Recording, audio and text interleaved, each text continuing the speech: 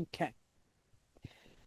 Good evening and welcome to the Harwood Unified Union School District Board meeting for the 13th of May, 2026. My name is Ashley Woods. I'm the board chair. We will start by calling the meeting to order and looking to see if we have anyone for public comment. Dr. Mike, do you see anybody for public comment in? And there is nobody here. So we will skip that. We're calling the meeting to order at 6:05 and I got somebody showed me that we'd made a little mistake on our agenda and I had reversed the approve agenda and the first presentation that we're having tonight. So I'm going to ask for a motion to approve the agenda. Yeah. Do we have a second? Okay. Macon's first, Emily second. All those in favor say aye. Aye. Okay. So the agenda is approved. Thank you. Dr. Mike's going to pull up the presentation. We have the Harwood Union High School Aspirations group here. That's Tara Kelly and Rachel Potts. And they're going to give us an update on what we're doing with that program here at Harwood. Thanks for coming, guys. Thanks for having us. Please get up your...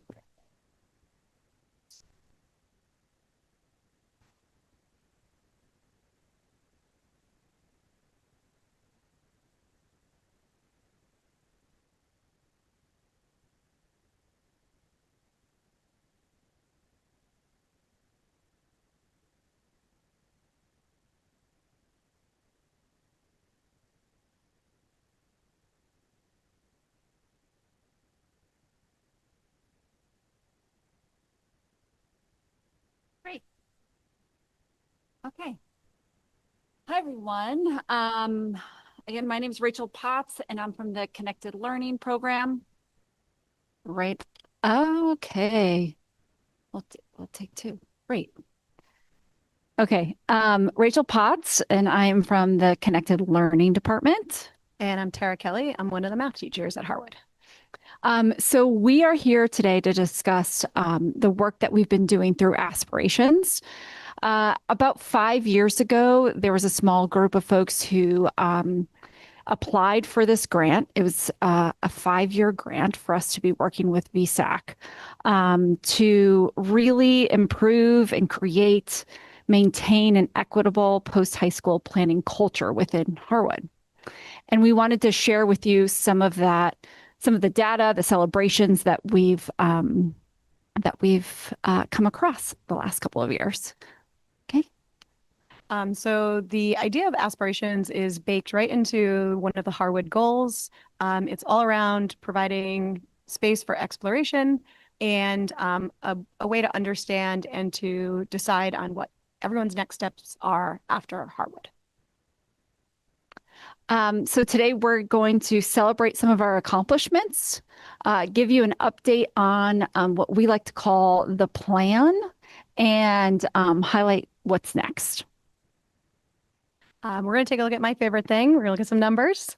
All of the data here, the first column is going to be from a survey given to staff and to students at the very beginning of year 1 of our work with Aspirations.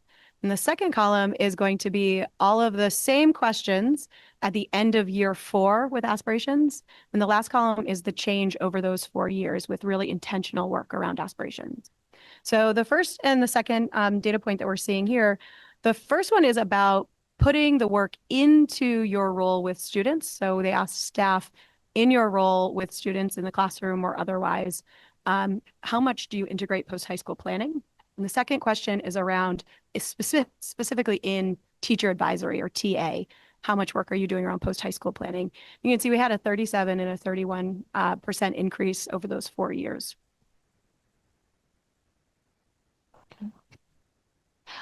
So we're going to highlight some of the work along the way. The art department created this beautiful website. So on the website, they give examples of art portfolios that students have done over the years. They highlight careers in art and also highlight art colleges and programs. Within their classes, they provide a scavenger hunt so students can explore the site and get more information as it's related to art. So that's just one example of how some of our teachers are integrating post-high school exploration. So we are also, in addition to the Connected Learning Department, providing a number of field trips for students throughout the school year. As a result of this work, a lot of our departments are providing their own field trips. So, for example, economics class is going to the Vermont Artisan Coffee and Tea Company and Waterbury, developing sustainable habits off to Living Tree Alliance just through the woods. Our AP Computer Science course went to Norwich University to learn more about cybersecurity. The math department, another way we do this is the math department actually funds field trips. So they use part of their department money to help us with transportation. So we sent, I think, around 40 or so students to the Women Can Do conference, where they learned about all types of careers. And our science department provided the financial support for a busload of students to go to Beta Technology to learn about advanced manufacturing and engineering. What a major highlight of our work this year was that every single student went on a college visit. Our seniors stayed here and did some community service, and then our other students went to Vermont State University, St. Michael's, and UVM. This was a huge effort. And we actually were able to get funds from the Alchemist, McClure, and VSAC in order to fund every single student going and setting foot on a college campus. We hope to continue that. One of our major focuses over the past 4 years has been around professional learning. So focusing on getting teachers the information that they need to do this work with students in their classrooms and in TA. And at the very beginning of aspirations, only 23% of teachers were saying we have enough PD to make this work happen. And with some really intentional professional development and in-service time, we have 72% of teachers now saying they have enough PD. And I think we were actually a little relieved to see that at 72%. We were worried if we saw 100% that people would be burnt out. Like, this is enough. We're done with this. But we think there still is a little bit of an appetite to continue this work and to continue in the professional development. So we have a sort of 4-year plan on PD of rotating through different topics to continue that education for our teachers at Harwood. One of the really cool things that came out of this program was a course that was offered by VSAC, sponsored by VSAC. It's called ESPP. And the course was around creating projects. It's a project-based graduate level class. And we had 16 staff members at Harwood across 7 departments who took VSAC up on that offer over the course of 3 different semesters. And lots of the work that people created in those classes are now integrated into the curriculum here. The art department website that Rachel told you about earlier, that was a result of 2 of the art teachers taking this class. And in a little bit, we're going to talk about career labs, and a lot of the career lab systems were put in place as one of the projects through this class.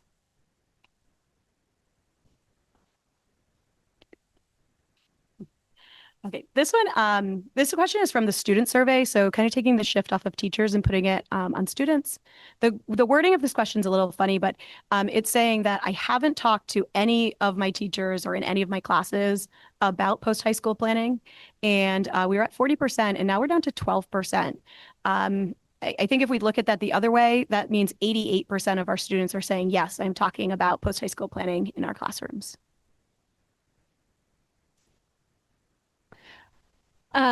So along those same lines, I think students are taking advantage of our career labs. So we have around 40 or so career labs throughout the school year, where we're inviting community members to come in and talk about their journey through their different careers.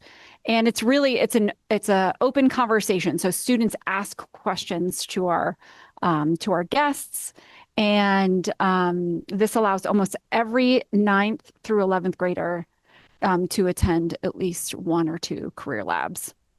the science department and the I should say the science department and the math department, as part of their curriculum, requires that each student attends at least one. So it's a summative within their courses. And that has really increased attendance. So students can kind of start to understand what's available in terms of careers.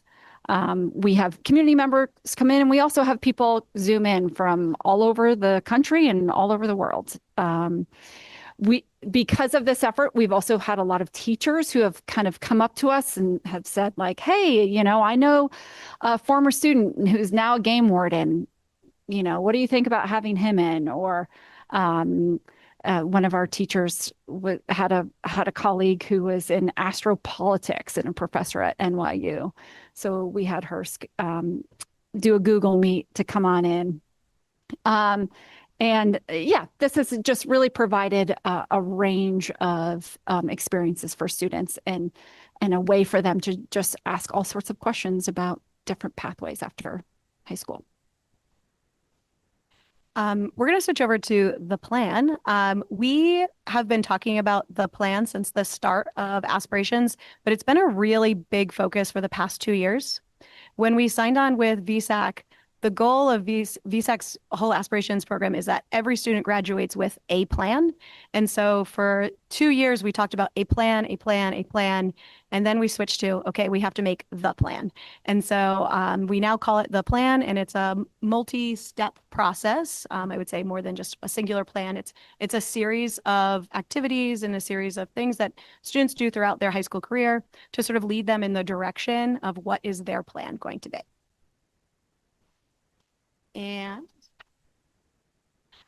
since working with the plan and integrating it really intentionally into our TA program, we've seen our numbers of students saying, I have talked to my school counselor or my teachers about my plan after high school.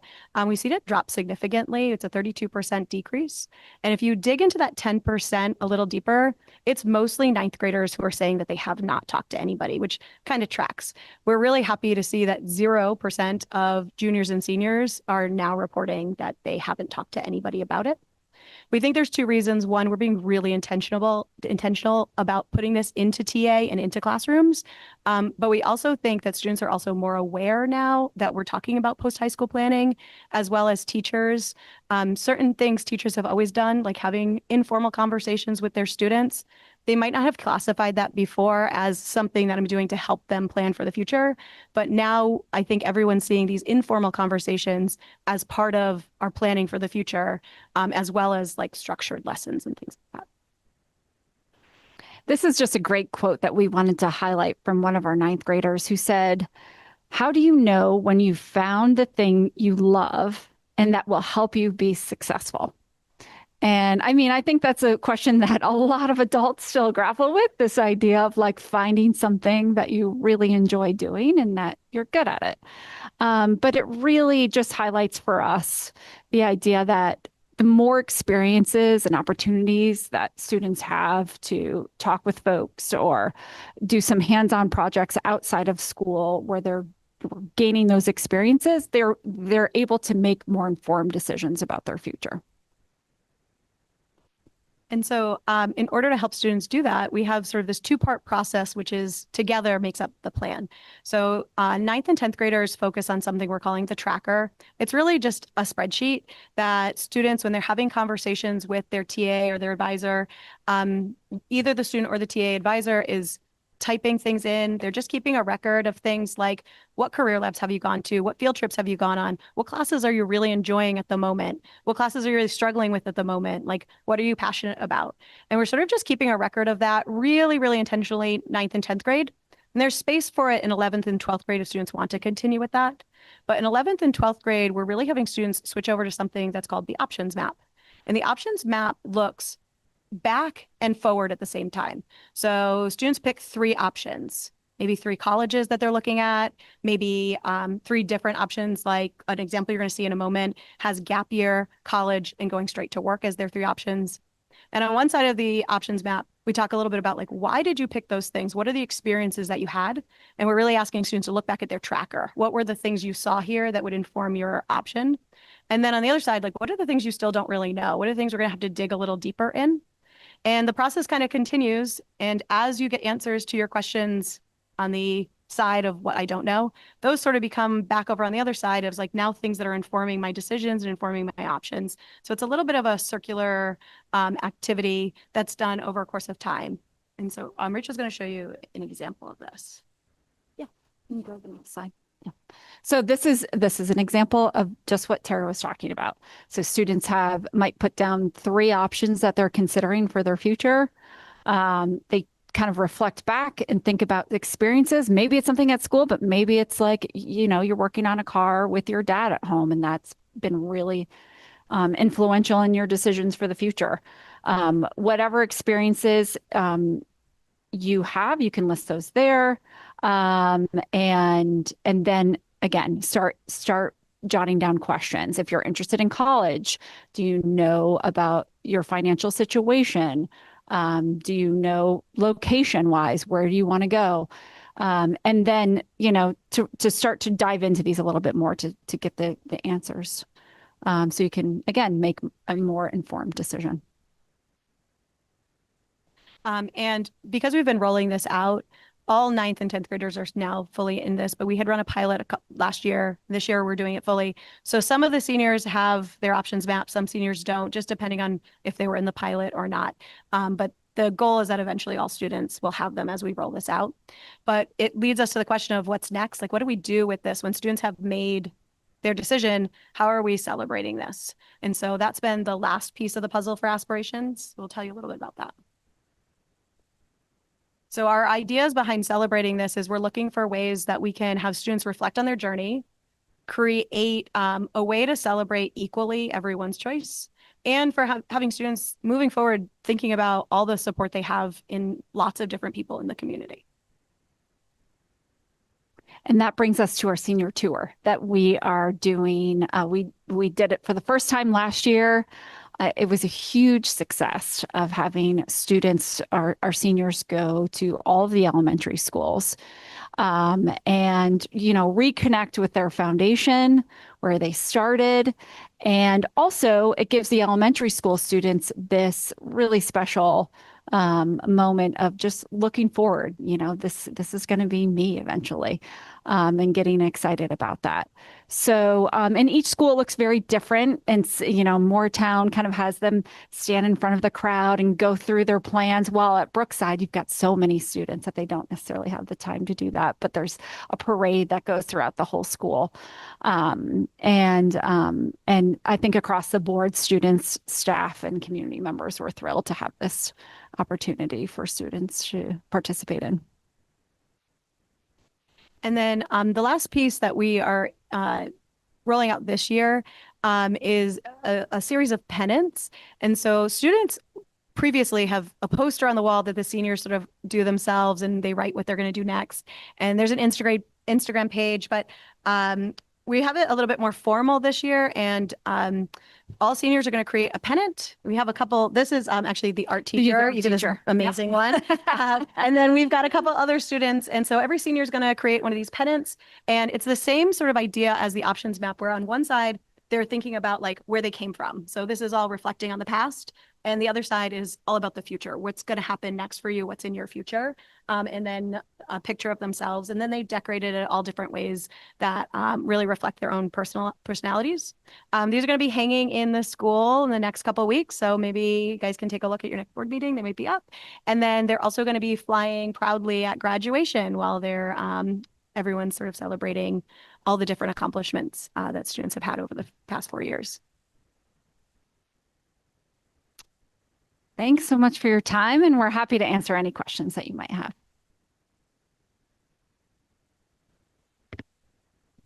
Well, that was great. Thank you. It's nice to hear the positives and hear some good things happening for students. I have one question. What is astropolitics?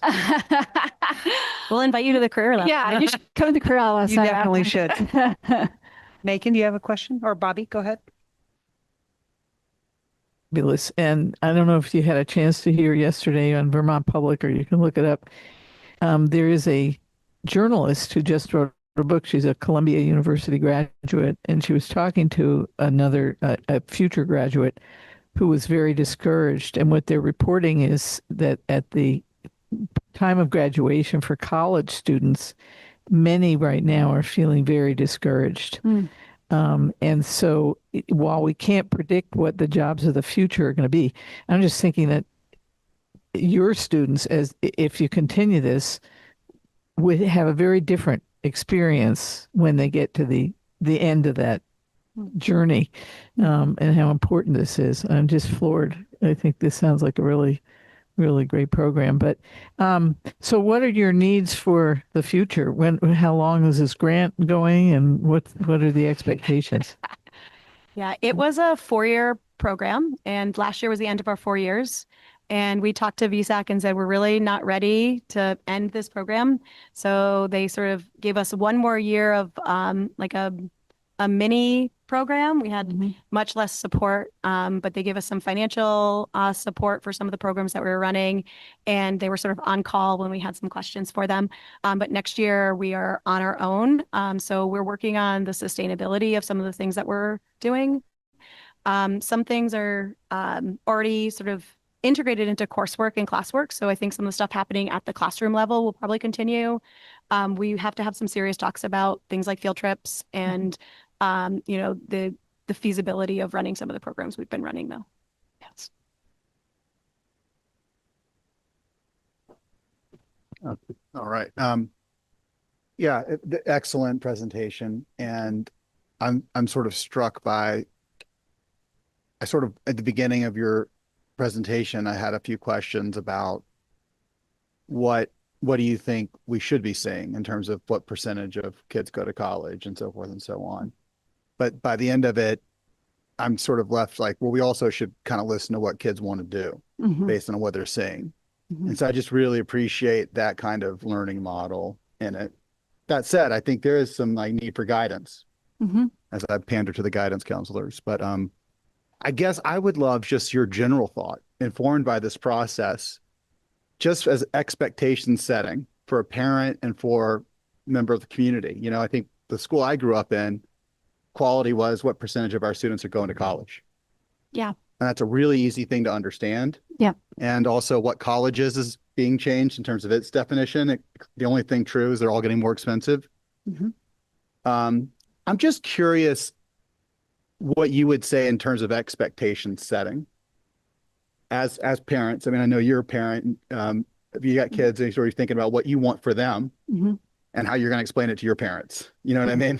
If it's not college. Like, what are you seeing in the trends and what you're hearing from kids that are sort of the expectations you think we need to keep in mind about what they think is realistic and what's going on? Well, I think it's important that, again, we're talking to students about their interests.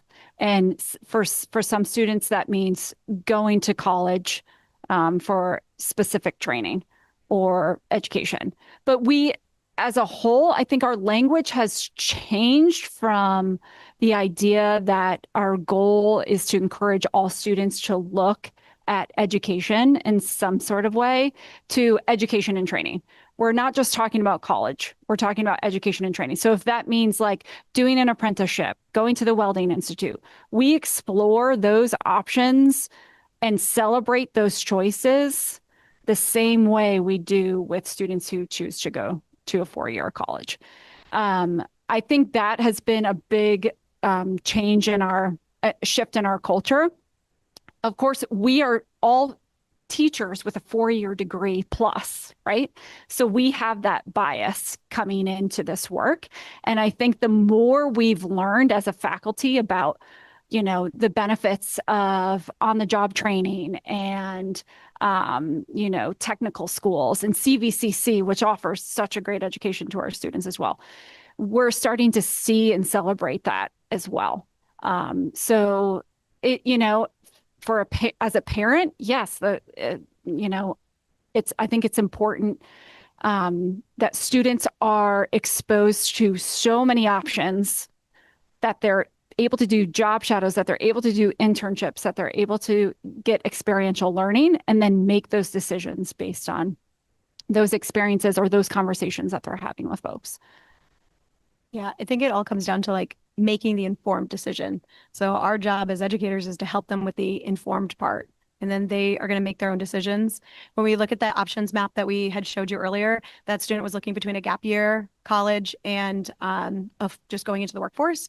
And it was a student who would have excelled in college, would have done amazing in college. I think everyone would have said this kid's probably going to college just based on choices of classes that they took throughout their high school career and interests.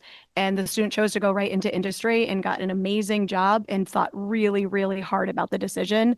And I mean, if you talk to them, they would explain exactly why they made that choice. And it'd be hard to say you made the wrong decision. For that student, that was exactly the right decision, but it was a really informed decision. So I just wanted to share that as a parent, and this might sound kind of strange, it makes me, I'm pleased to hear that there's more conversations about the alternatives to going to college, the gap year, the sort of figuring out where life can take you. And I say that as a parent who has a child that took a year off after graduation, just kind of figured out, what she wanted to do and has figured that out and is working on getting, an associate's degree in less than a year in behavioral science, and then has also gotten real life credits for the jobs that, she has taken. And so I think it's also just as important to share and express that you don't have to just go to college. You don't have to just do a certain path to be successful. And I know that when I was in school, I was made to feel like if you don't go to college, you're kind of a loser. Just the impression that I had. Sorry, maybe that's not a board member thing to say, but or you better be Bill Gates, or whatever. Right. So and I have another child who's like no idea what her direction is at all. She's a freshman, so she falls into the category of probably didn't answer a lot of the questions. But anyway, I just want to say that I like hearing that there are just as much emphasis on the different paths to be successful once you graduate and leave the school. Mm-hmm. And Rachel's been doing that for quite some time. Just before you see, I will say Silas, my son, who's 27, even prior to this program, was nurtured here at Harwood to become a mechanic because that was what was really right for him. And it was an amazing, he went from being miserable to being focused on it, involved once he found out that he could do something. And that stigma for him about you're going to go to college or you're going to be the loser that didn't go anywhere, he just shed all of that at that moment when he nailed that. So go ahead, Steve. So first, I really appreciate the initiative you two took to get this program up and running. I think it's great. I wanted to ask, getting this grant, was it a difficult process? How did you hear about it? Do you know how competitive it is? Do other schools have it? Stuff like that. Yeah, we were actually approached and they asked us to apply for the grant. VSAC did. Yeah. So I think a couple of schools might have applied, but they were really interested in working with Harwood. And we continue to go to these aspirations summits to, we just came from one last week where and I say it's more than just Tara and I. We've got an awesome committee of folks who are working really hard on all of these initiatives. And so we're here representing all of those folks. But I think the VSAC Aspirations is interested, I think, in continuing to have us come to these summits to share what we've been doing with other schools. So Missisquoi and Brattleboro and Otter Valley and Oxbow.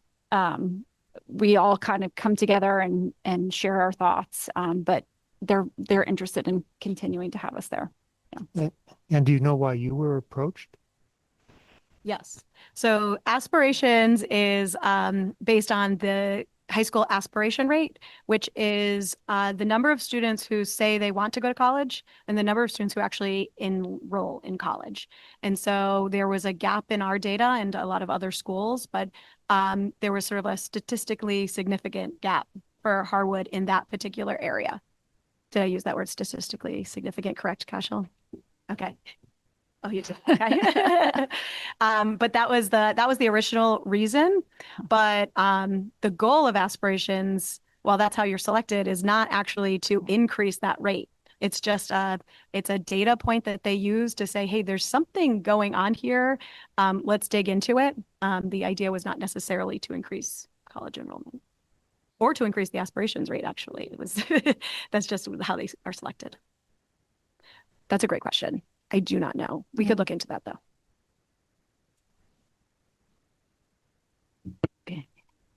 Just a question as one of the board members here. One of the things that you see a lot publicly or in the public is, well, how many of your kids go to college and what colleges do they go to? Those two big questions seem to be how people measure the success of your school. They're not people in the community. And so as a board, I think our role is to encourage people's understanding that it's not the be all of what it works for a lot of students at all, and that what we're able to do for them in other ways is equally important. So, right. And I would argue like the measure of success is not what you're doing for the top 10% of your achievers, but for those who are struggling the most. Yeah.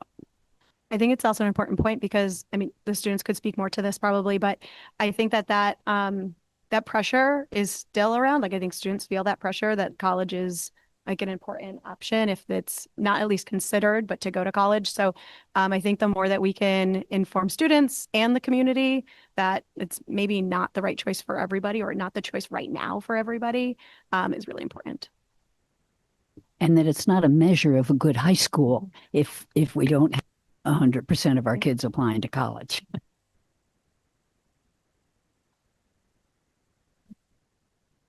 I just want to say that I'm grateful for like all the support that like Harwood has given. Like I talk with my school counselor all the time about like, well, I don't really know what I want to do, but like these are some colleges I'm thinking about. But I think I'd like be interested like moving forward, like how college students who graduated before like the plan really began versus like college students who like had all the support that you are providing now and see that like difference in the reflection that they like feel on their college experience or like the path that they chose. Yeah, we don't have that data because we haven't gotten all the way through the plan, but I love that idea. We should definitely track that. Thanks, Charlotte. Yeah, I think that's a great point, and that could really help tell that story of like it's not the be all end all of where our kids go. It's how successful they are, how informed their decisions were, and how thoughtful their decisions were, and how successful they are on that path that they've chosen. So I love this, and I love how much thoughtfulness and agency it's helping the students kind of develop, which are such important life skills. Back to sort of an earlier question of sustainability of the program, how baked in to the regular systems would you say that things like the options map and the tracking the spreadsheets, like those tools, because I think they're fantastic. Will those kinds of things continue past the VSAC grant? Yeah, we're talking about sustainability right now, just like how are we going to push through with some of this work? I think because it's like we are at a point of like having a system in place of making sure that the map and the tracker are taken care of in advisory. Each student, is in a small group, 12 or so people, so that the advisor can have those small conversations with them to encourage them to fill out the tracker and the options map. And the other types of work that we're doing is definitely, we've got some things living in departments. The math and science department have been doing a really incredible job of like integrating again those career labs But it is, it's an extra. And so, and a lot of our teachers are willing to take on a lot of extra, but we're working through how we can balance it all. I think for a lot of classroom teachers, inviting those guests in is really important for students, and it just takes a lot of extra work. So we're in the midst of sort of problem solving, trying to take some things off of teachers' plates and seeing where else it can live. But I think for the most part, we have a lot of our work already sort of systematized and yeah, in place.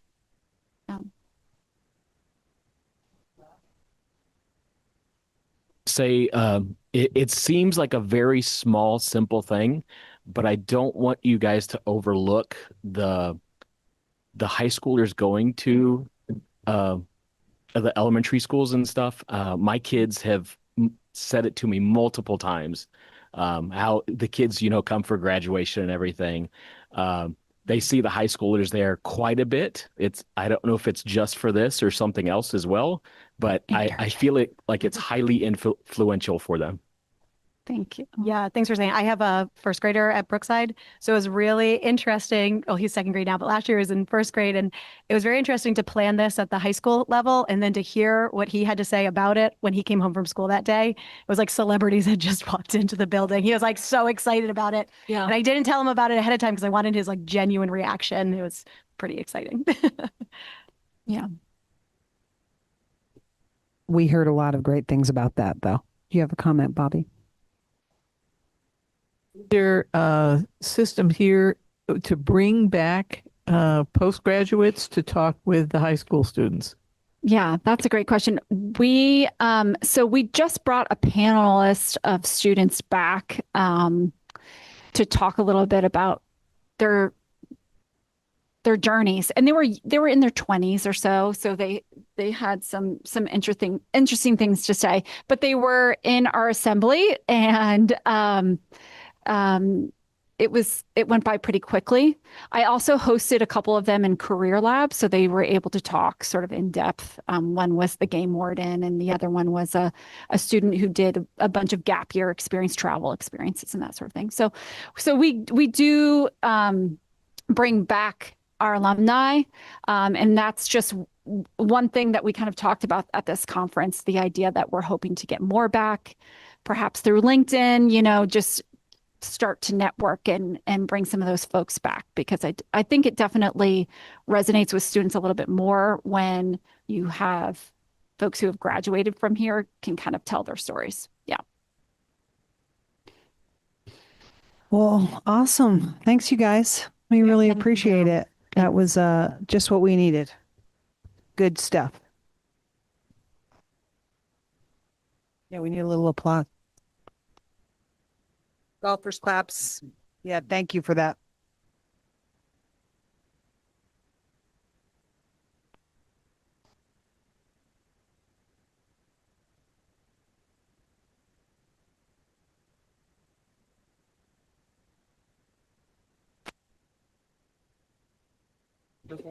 Well, that was great, and we really appreciate hearing from Rachel and Tara. That was awesome. Next, we are heading into board reports, and we are going to hear from the students. All right, so as the school year is starting to come to an end, we have little over a month till the school year for the students is done. A lot of things are going to start coming up. We've got Spirit Week next week, which is going to be fun. What? Yeah, graduation is going to be on June 13th. Spirit Week, talked about it last year with you guys who weren't here last year, and you don't know what it is. It's just a week where we still have classes, but they're a bit toned down. Fun activities, all about getting school spirit up. That's why it's called Spirit Week. I actually have, hold on, I have the schedule for this coming week. Monday, we're going to have an assembly, and then every grade's going to go and decorate a hallway. And grade who decorates the hallway best gets spirit points. Tuesday is going to be the Highlander Games, which is where we send out the people from our class to go compete out in the field. Wednesday is going to be Battle of the Bands and the Iron Chef competition, along with a whole bunch of ELOs where you can decide to do stuff. What? Yeah, that's we sit on the hill and we watch them tug a rope in the field as a random guy plays the bagpipes in the background. I don't, yeah, I don't know who he just shows up. So uh, across that week, each class makes a mural and a music video based on their theme. Uh, so on Thursday we showed off music videos, and then Friday is Carnival Day and the final assembly for Spirit Week. The themes for this year, the freshman's theme is keeping up with the freshmen, which I'm not sure what that means or how to dress for that. Like keeping up with the Kardashians, but yeah. My sister is a freshman. She has no idea. The sophomores theme is World Cup, the juniors theme is Mamma Mia, and the seniors theme is Subway Surfers. And we this year, since I don't know when the last time this was run, but Brian Moody, the health teacher at Harwood, is bringing back Survivor for Spirit Week. So 4 students from each class will be like competing in a series of challenges similar to the show Survivor. Before school, after school, they'll be excused from classes if a challenge runs in a class. But yeah, that's another addition. For the new board members, their theme last year. What's our Spirit Week? Cashel is very passionate about this.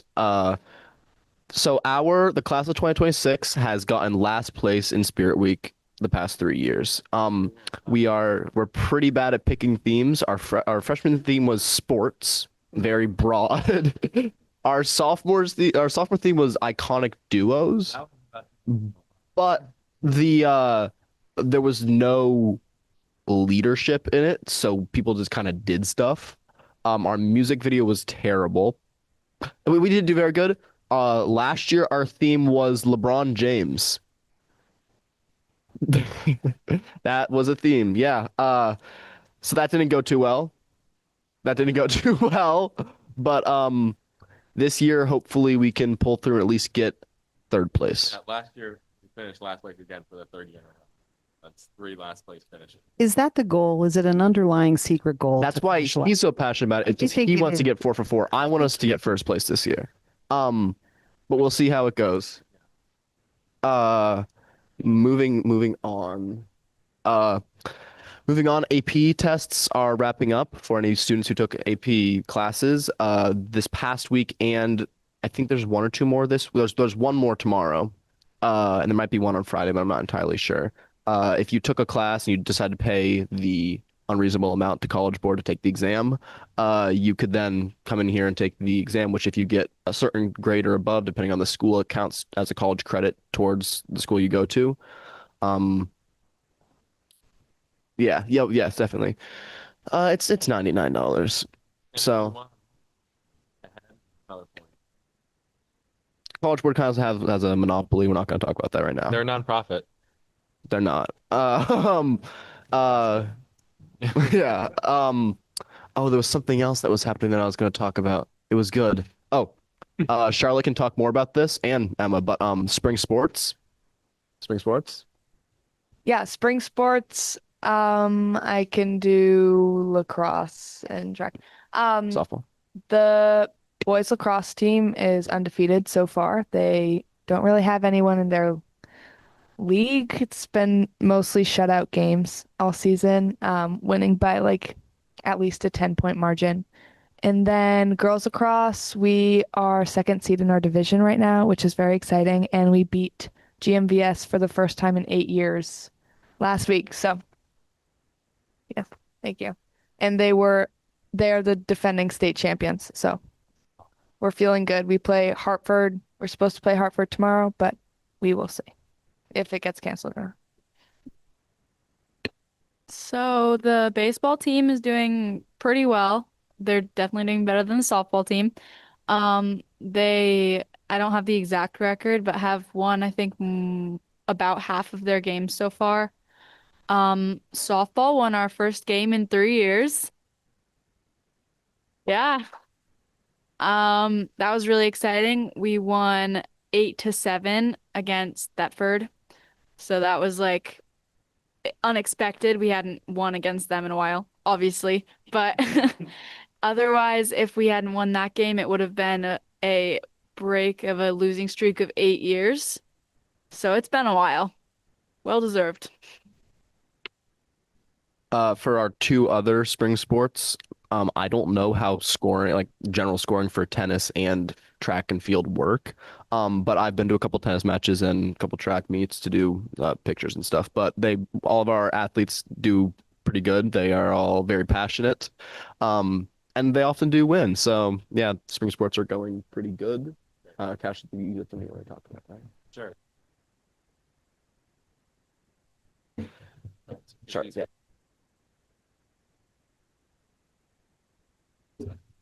Prom is on Saturday at Mount Ellen. We're very excited. The theme is Tangled, like as in Disney Tangled.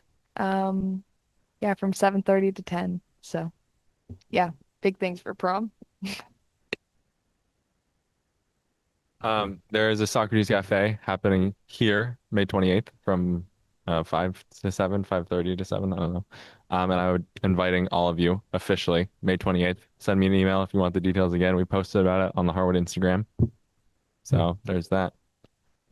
The question is, what is the value of empathy in our society?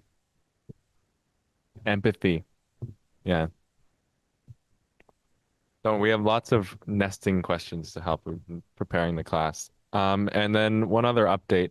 Charlotte and I are working on a video which has been commissioned by Lisa to help shout out Lisa to explain the impacts of H949 to hopefully engage the student body and just use it as a piece of getting people involved and really concerned about what this legislation could do for us.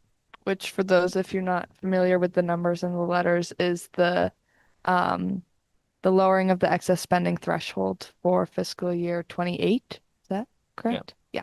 So Kashla and I are working to make a video to inform the student body and the community at large about the impacts and get people's attention. And Lisa is providing us with copious resources in sport and couldn't do it without Lisa. Shout out to Lisa once again. When do you think you'll have it ready? Okay. I think is that a board can we use that too? Can we make it a board product since you're on the board? You know what I mean? Yeah.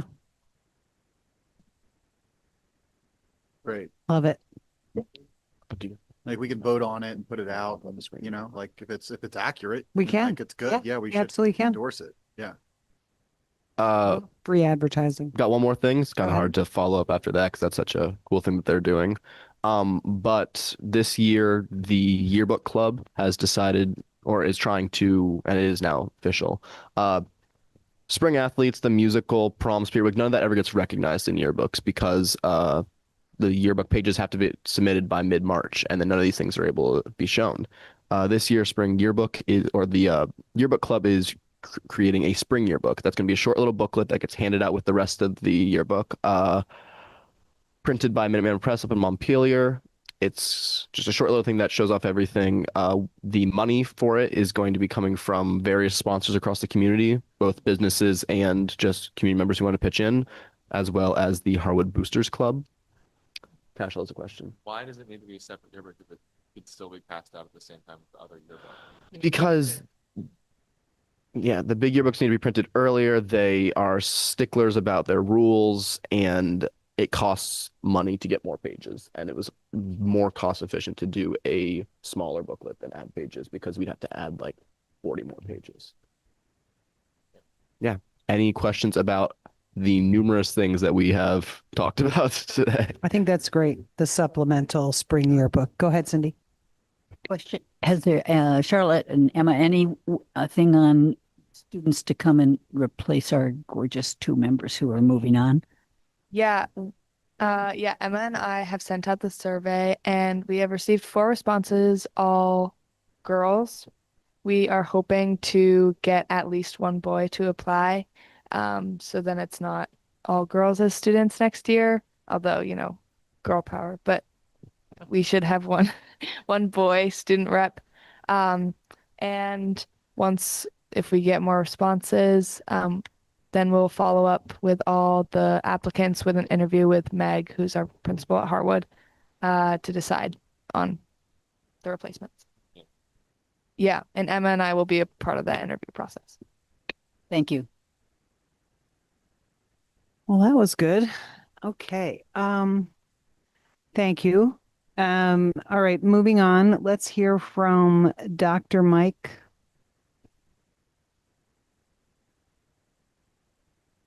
And let me see if I can share with you. Let's see.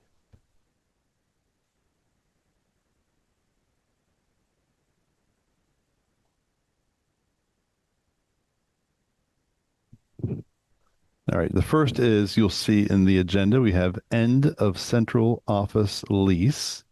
And let me make sure that is coming up. It is coming up behind me. And Lisa has been just on fire with all kinds of video and graphics. And this is from Lisa. This is our last month in our central office. One of, I think, both Lisa and my goal after we started 4 years ago and we're in a business park in a central office that's not connected to the school was we have not liked our office. I think we've made that very clear. And so we are moving into Harwood in June, but there's a lot of furniture that has to be moved. There's a lot of boxes, a lot of files. So for the first 2 weeks of June, our central office members, we have to be packed up at the end of the month. Most of them are going to work remote. Those of us who work in schools and have connection with teachers and students are going to be kind of mainly stationed here. We have 3 spaces in the high school that are mostly ready, but our furniture has to be moved over along with the boxes. So that process with the moving people is going to take about 2 weeks. So we will be officially here starting June 15th. So we have some information that we're putting out to the community to make sure people understand.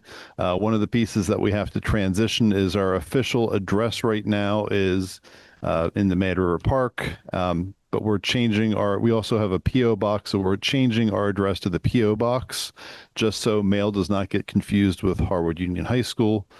So that's one piece. Even though we'll be here, the official mail will go to the Waitsfield P.O. box. Did I miss anything, Lisa? Anything you want to add?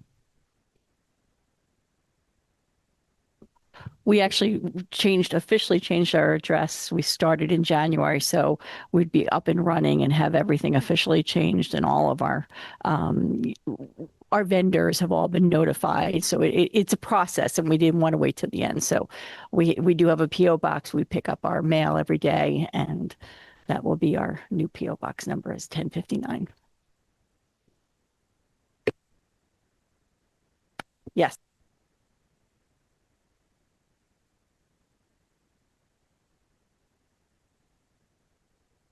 What kind of cost savings is this giving us? Our lease right now is about $50,000 a year. There were some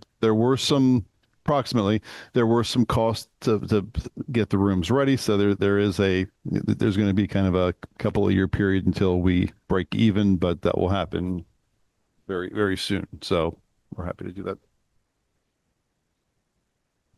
Any other questions on? I had a question. Yes. And I should have said wisdom before beauty because that was a smart question. And it was along the lines of what I was going to say, which is as someone who is so exhausted with how reductive the debate around education spending has become around like building open, building close, I would love to quantify the fiscal impact of this. Just to understand, is this actually going to be more expensive? What's the CapEx? What's the ongoing, blah, blah, blah? Because there are some people in this constituency who only see our budgets through that prism. Second thing, if we're closing a building, we should have a giant party. We should send a press release to the Roundabout and to the Valley Reporter.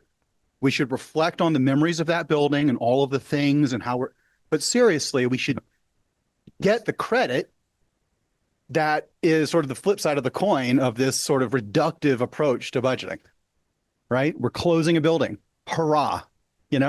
But I would also like to know the actual dollars and cents of it too, beyond just the sort of superficial thing. But yeah, I'm sounds like a net thing that's good for y'all though. So that's good. But at the same time, let's tell that story because there's a lot of people that want to hear it. Yeah, perhaps it will.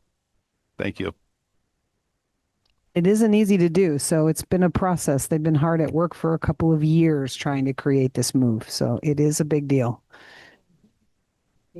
in a separate building for the central office. I mean, in other buildings for you. Yep.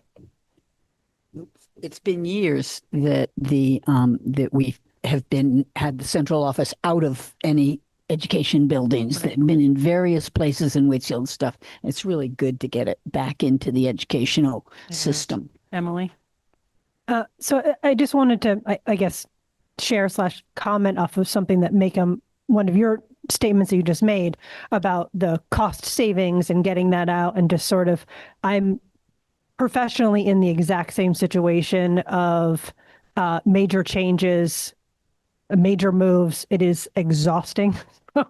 I know exactly what everybody is dealing with. The frustrating part about these major moves is it's not instant that you see those cost savings. It's gonna, speaking, from experience, it's going to be a little while before we know how much this will save at the end of the day. And I still think regardless, it is a much better move. And having only been to the central office once, I hated it. So I thought that was the most unfriendly space to walk into. And like, I didn't even know where to go and like where to walk. It was awful. I've spent the last 4 years, the first 31 years of my career I spent in a school, and we're very looking forward to being here. I think what Emily says is exactly right. I just like going to those facility meetings where like the cost savings of shutting down schools won't come online for like 15 years. Mm-hmm. It's the same argument backwards. So it's absolutely right. And like, I was just saying, I'd like to know, not that it's going to be like a cool story, just more like we're shutting it down. And like, I think the coin that allows people to think shutting down schools is how we solve this problem, when it's absolutely not, will give us credit for the same reductive, irrational thing of we're shutting down the central office. So let's just make it a big story. That's all. But you're absolutely right. And people have been calling for it, so we should make it a big story. Yeah. Okay. So last month I had a question from a board member about our child care partners in each of the buildings. We continue to work on that. I want to give, again, Lisa some credit because she handles the business side.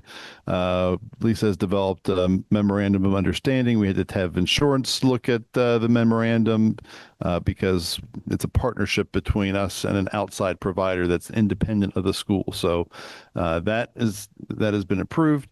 We also do have my Shannon Wisdom from our office shared some information with some parents. If you look on the website, so this is the main HUUSD website. If you go, click the menu button, there is a whole section on our pre-kindergarten program, and we do have all the information on rates under the frequently asked question page. So it goes through each of the programs, KPAS at Warren, which has been a small community program for years, Live Wires from the YMCA, and Neck of the Woods. And one of the questions was specifically around costs and the variation of costs. First of all, it's not a program. The programs we don't control. So we were looking for partners who could come in and run a program. So we did not have, there are some schools, for example, Mount Mansfield to our northwest partnered, and they have assumed the responsibility of the program, the costs, getting reimbursement through another state program, and then charging families. We have not done that, so it's an independent program, and there was a cost difference with Live Wires. And while I did not have an extensive conversation, what I would point out is each of the programs, they're different community partners. They have different programs of their own. Ashley has probably more familiarity with KPAS, being from Warren and having worked in that program years ago. It's a small community program. Neck of the Woods is another huge benefit that we have in the Valley. What I would note to you is on their benefits, they have done a lot of work, a lot of local volunteer effort, including JP Weir, who's on our board as well. But I would just point out that their salaries reflect childcare generally in the U.S. Benefits, there are some benefits, but you'll notice on their neck of the woods page, they say health benefits will become part of the benefits as we grow. So they're not at the point where they can offer that. When you look at the why, you'll note benefit and perks for full-time members, medical, vision, dental insurance with funded health reimbursement account for full-time, company-sponsored life insurance, short and long-term disability, retirement savings plans. So I would just say, without kind of meddling into what their situations are, it appears to me that they're a more established program, and they would have, as this board understands with healthcare, they would have additional overhead that they would have to recoup through costs. So that would be some of the differences in what the costs are. I do have a question from Jill, our board member who is online but not able to communicate. She is wondering, is there liability to the district if an employee of one of those programs harms a kid in a district building? That is all defined through memorandum of understanding. Our insurance looked at it, our attorney looked at it, and they assume primary responsibility. I know there were some questions about if they have a student who has medical needs, if we service them. That's something we had to process through, because as an independent organization, they are the primary caretaker. So the MOU spells out that they are responsible for health issues, and we do have kind of a mutual aid clause written in that if there is a nurse in the building and is available to provide aid, that we will assist, but it is their responsibility and liability with other pieces. Lisa worked very closely with our attorney and our insurance and Visbit, our insurance company. Right. We actually worked all that out, and they would be primary responsible for the liability. Our nurses, if they are available, would only be help for emergency response. And we worked all that, and we passed it through both lawyers, our lawyer and their lawyer, and developed a memorandum. And we're now doing that for all of them. But directly answering to Jill's question, an employee, again, they're responsible and liable for their own employees. They supervise them. We don't. The same would be true even with our bus contractors. We've had a situation that was in the newspaper of an accident. We don't supervise our bus drivers. They're supervised by first student. If there is an accident, if there is some kind of situation that's not appropriate, they are the ones, their insurance and their company is held liable, not the school district. Thanks. Okay, any more questions on this for Dr. Mike on the changing of the lease and the moving? All right, next we're going to hear an update. Oh, sorry. We can. We actually are going to switch things around a little bit because we have a guest here. This is Ken Fredette. Hi, Ken. Thank you for coming. I know you're suffering from some allergies today. If we skip ahead a little bit in the agenda to the discussion item, which is the draft resolution from Friends of Vermont Public Education, we invited Ken here tonight to talk about that a little bit, just so we're not, we're just in the talking phase. We want the board to be informed about the different things that are happening in the world of pushback, and this group is pushing back. And thank you very much for coming and speaking to us. And I also have to note too, I spent a year on the Commission for the Future of Public Education, and Friends of Vermont was always in public comment, and it was generally Ken. So I got to know Ken very well, and he is a champion for our students in public education in Vermont.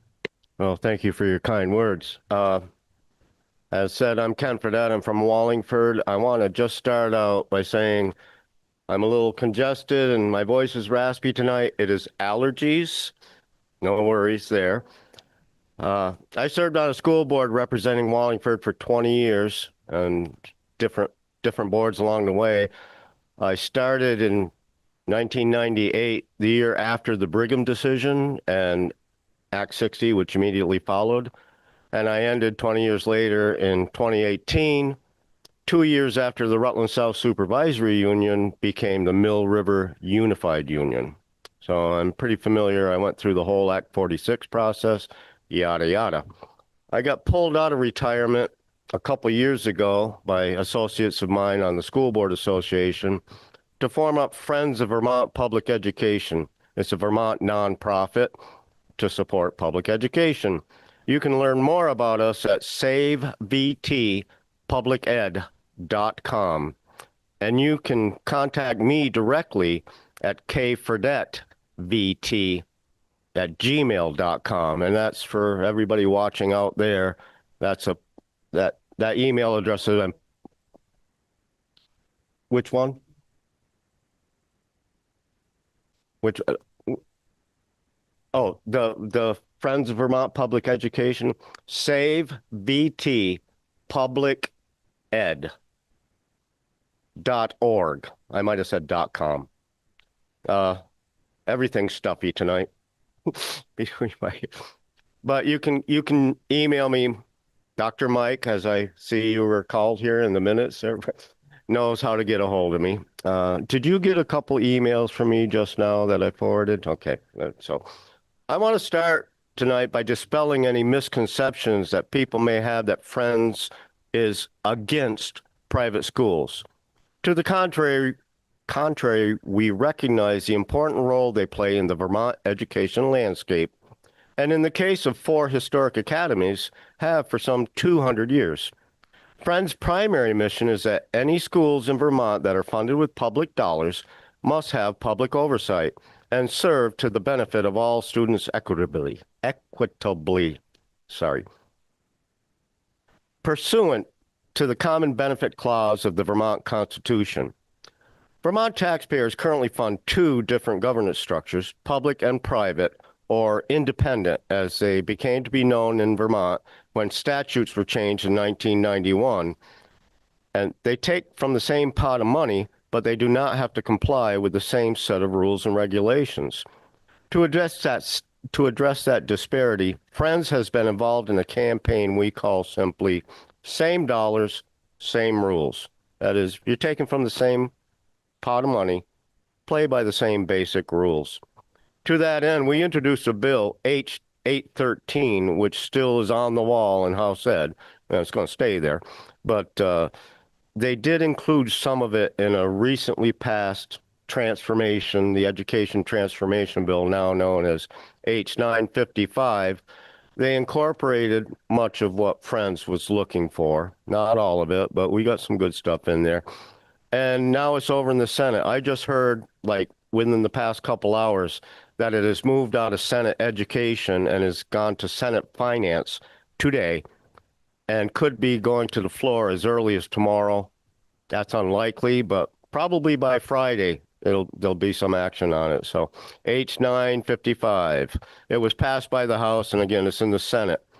One key component we see as a huge step in leveling the playing field between public and independent schools would be to require all schools receiving tax dollars to comply with the same Vermont education quality standards that public schools always have. Currently, independents have their own set of rules drafted by the State Board of Education, and there's a lot of politics involved there as of late, but I won't get into that here. What's important to note is private schools have long said they shouldn't have to play by the same rules as public schools because they're different. Well, there are growing murmurs that if EQS are so onerous that private schools can't comply, perhaps rules should be loosened on public schools. An interesting perspective, perhaps designed to shine a spotlight on the inequities of the current support for 2 different educational systems. We hope that this board will sign on to the resolution regarding this because you are the boots on the ground. And the more voices legislators hear from, the better our chances are to go back to pre-1991, when the 4 academies were defined as public schools with private governance. And then they changed it to now they're independent. And it loosened all the rules, and floodgates were open for all these small independent schools to pop up all over the state. This was because of a slug in the student population. And as we've all heard repeatedly, our student population is declining now. That slug is gone, but all these little independent schools that popped up are still there. And so we would just, without going too much further into that, we would just like to support education quality standards, which public schools have always complied with, that if you're going to take tax dollars, you're going to play by these rules. Just an overarching framework for how to deliver education. I thank you for your time and consideration. I'll be glad to take any questions. And if you don't have any, I can go on for a while. Ask Mike. He can tell you.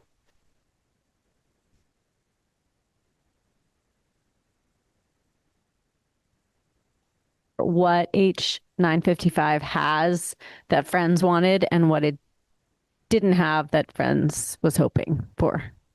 Well, that's a real good question. I'll take the second part of it first, and I have a stack of 955. It's about that thick. I didn't bring in with me. I sat in on Senate Education. No, was it Senate? Yes, it was Senate Education on April 29th, and they were going through it page by page. But the document is that thick with 4 pages on each slice of paper, and it's a big document. What didn't get included was, I'm trying to remember the date, but Kate McCann on HUUSD, I think, tried, before it went over to the Senate, tried to get an amendment to include EQS, and it failed. I think it was 34 to 138 or something. It was ridiculous. And a lot of people said, we want to include this, we want to have this conversation, but we need to move forward. And this is exactly what happened last year with H454, which now is known as Act 73.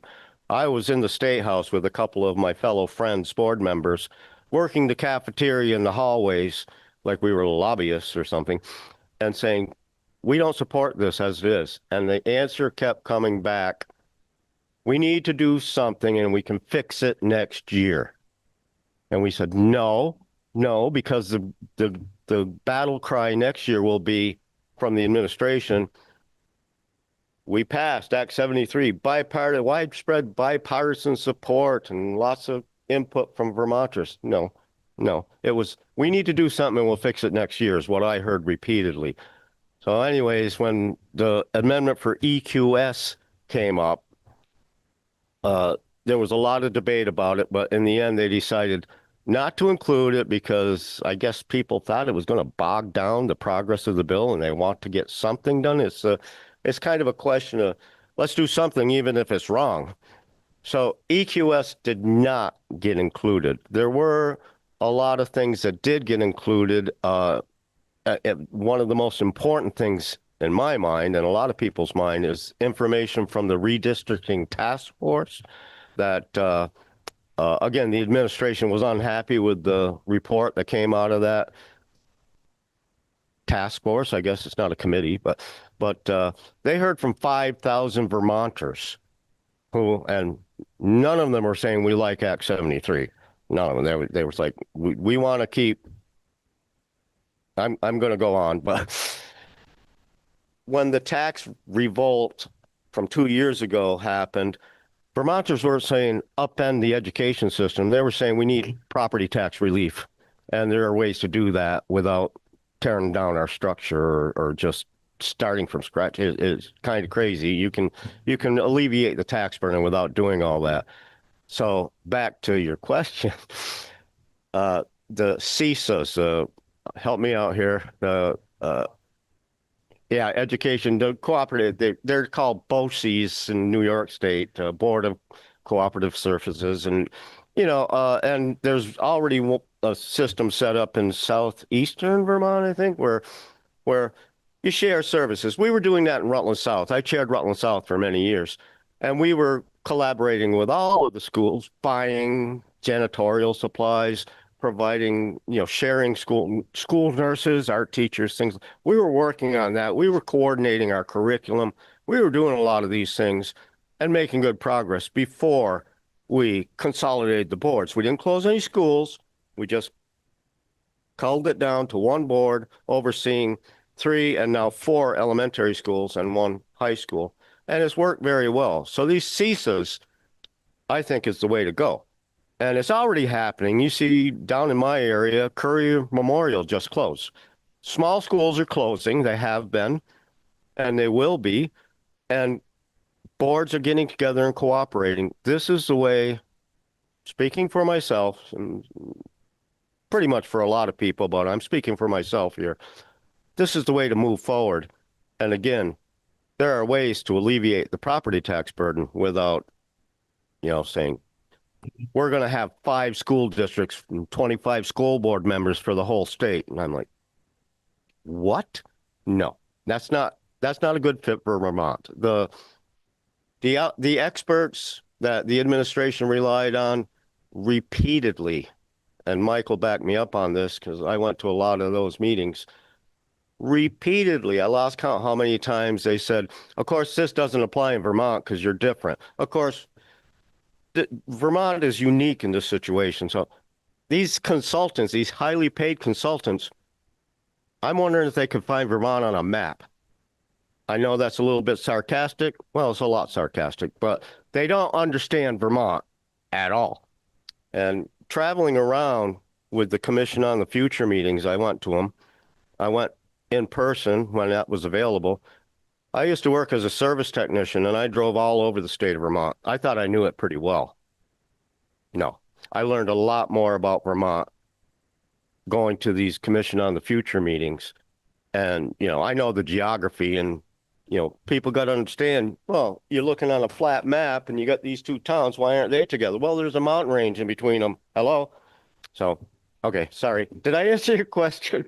I do go on. So, Madam Chair, do you have a gavel? You can throw it at me or anything like that? Okay. Thank you. Well, I'm curious how board members feel about the resolution. We sent around sort of a what ours would say.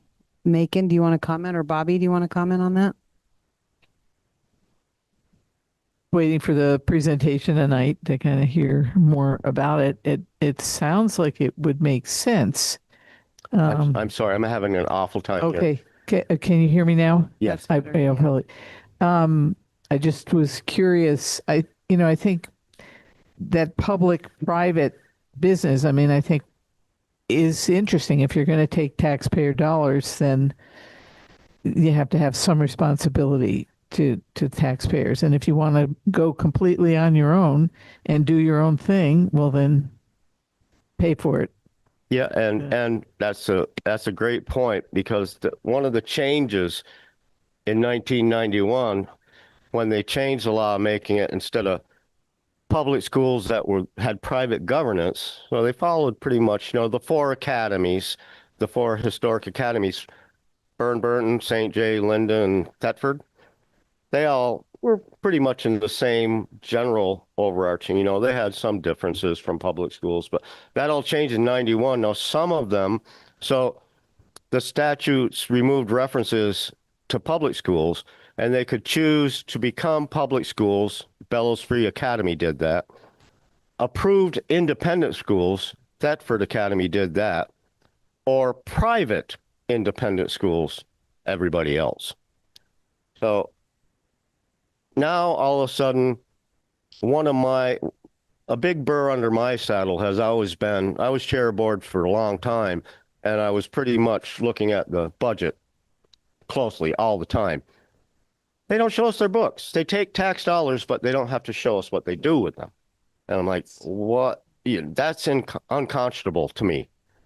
So you're taking our money, show us what you do with it. And they also purport to accept all students. Doesn't exactly pass a straight face test in all cases when they start talking about percentages in the 90s of graduates that go on to post-secondary education.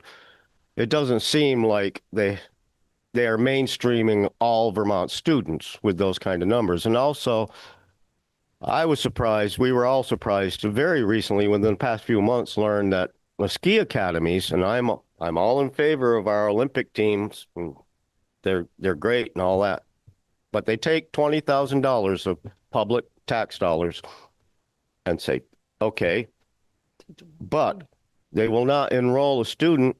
A couple of them, I know for a fact that 2 of the big ski academies will not enroll a student unless parents can come up with another $37,000. on top of the 20 that the state provides. So to me, that doesn't keep the that doesn't make the ski academies open to your average Vermont working families. You know, people can come in and buy a house in Mendon when little Johnny gets into 9th grade, never been in Vermont before. They buy a house for 4 years so little Johnny can go to Killington Mountain School, and the Barstow Unified Union School Board is paying tuition, but little Johnny can't go unless his parents come up with another 37,000. So that's not for everyone. That's how they get around it. This is what we call topping up, and this is something we were trying to get into the education bill. No more topping up. They get around it because it doesn't come from school districts. It has to come from the parents. And a lot of people just don't know about this, and we're trying to shine a light on it. Again, we're not against private schools. We just want the playing field to be level for all Vermont kids and Vermont taxpayers. Go ahead, Pam.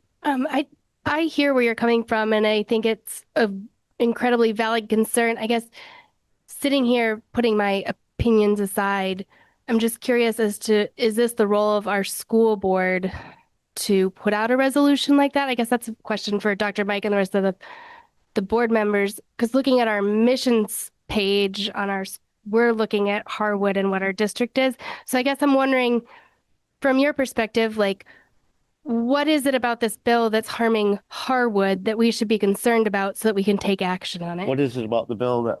Or what is it about like this resolution or your request that's actually harming our school district? Like, how is it impacting us so that we can take action? Like, what is it about this that's hurting us and our students so that we can say to our community members that we need to take action? I think I heard you say at the beginning, you had a concern about board weighing in on a political piece. No? Okay, good, because I have. It's not that it's political. It's just that it seems to be not within this resolution isn't necessarily directly, it doesn't at least appear on its face to be within our purview as a board. How is it hurting public schools? How is?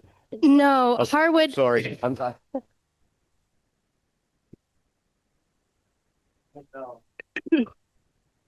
Sorry, I'm just trying to understand how is this funding mechanism hurting Harwood Unified Union School District so that we as a board can sit here and say, this is how it's harming us. This is the action we need our legislature to take.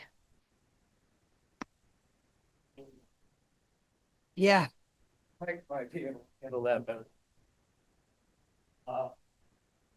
It's our taxes. I do not know the answer to that question, how it's specifically hurting this building, this Unified Union District specifically, but in the broad brush sense of things, students and the money that follows those students are being siphoned away from our public schools. And this new voucher program, I don't know if you're familiar with this federal voucher program, is just throwing gasoline on that fire. So what we're looking for here is, even if, let's just say for the sake of argument, Harwood is insulated from all of these impacts, we need to stand up. We need to stand up in unison for public education. Public education has been under attack in the United States for decades now, decades. And the organizations writing the national playbook have very, very deep pockets. And it's getting to a critical point. I have many, many times over the years heard legislators say, we aren't hearing from anybody, so we must be doing it right. And I'm like, no, that isn't. It's just people aren't stepping up to talk. And so this is a really 11th hour effort by Friends to get, and we have had a bunch of school boards already sign on to this resolution. Just a very basic leveling of the playing field. If you take tax dollars, play by the education quality standards. So again, even if Harwood isn't really directly impacted by this, you know, I remember from Irene, my house was not impacted by Irene, but I realized that if my neighbors were not all right, I wasn't all right either. And I was out there in my wetsuit wading through water, helping people put their fences back up for their livestock and things like that. Not that I'm any sort of hero or anything. I'm just saying Vermont is a huge community and we all got to stand up. I have one question. And I would just, in answer to Pam's question, I would just say to the board, it is a resolution. You have to decide if this is something that you want to weigh in on. I won't answer that question, but I will say, costs for public education are pooled, as we've talked about at the state level. So what impacts one town impacts all of us. Our costs impact other places. So we are, by virtue of the Brigham decision, which Ken mentioned, we are all impacted by each other's decisions. But it's $75,000 a year ski school. We're paying part of that tuition, which is crazy. I want to ask one question, and then I have a question. Back to the EQS standards and how hard that went down in the vote, like 30 to 120. Do you think that's because that is a measurable thing that they would actually have to do and participate, like the private schools, and would have to recreate the wheel, so as it were, to actually communicate if they're doing it? And right now they don't do anything. Well, right. Great question. Great question. That's another thing that private schools, they don't have to tell us how their kids are doing. They don't report out on student achievement. They just say, oh, our kids are doing great. Thanks. Just give us the money. Years ago, the headmaster of one of the big academies said, there was a bill that they had to take special ed students. And the headmaster of one of the academies said, if you want us to dumb down our schools, and, it's like I have the fastest racehorse and you want me to carry a 100-pound sandbag on my racehorse to make it fair for all the other horses in the race. And I objected to that and wrote quite a scathing rebuttal. But the point being, public schools adhere to EQS. So as I said in my written and I'm going to email you my presentation, Cindy, yeah. If the EQS is so onerous, why don't they relax the rules for public schools? So when private or independent, however you care to call them, when they say we can't do that, well, the answer is why not? We're just saying this is your base. This is your floor. This is what you have to provide for kids. We aren't saying you can't you can't go above that bar, just like public schools have AP courses. We're just saying, here's the standard. This is the minimum you need to do, and you want to do more than that, that's fine. We aren't saying you can't do that. And the answer we've heard for so many years is we don't play by the same rules and we can't because we're different. That doesn't cut it anymore. What does that mean? You're different. Tell me why you can't. What is specific in the EQS that you can't adhere to? And, well, we're different. That's all we hear. So it's time to stop it. So we see the EQS as a big step and a foundation to move forward. And there are going to be differences between independent schools and private and independents and public schools. Sure, there are going to be differences. And we need the independent schools because there are places in the state where we don't have a public school. But there's a way to make it work. I like the phrase, I'm sure I didn't coin it myself, but I use it a lot. It's not us or them, it's us and them. And we can make this work. Does that answer your question?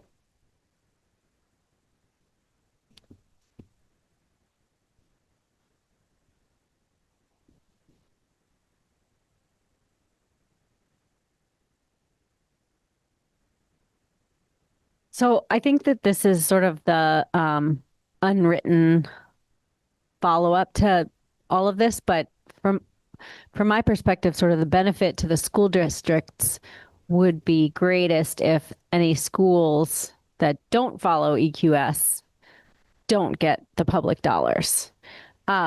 Is that explicitly part of the goal? And could we make that explicitly part of the goal?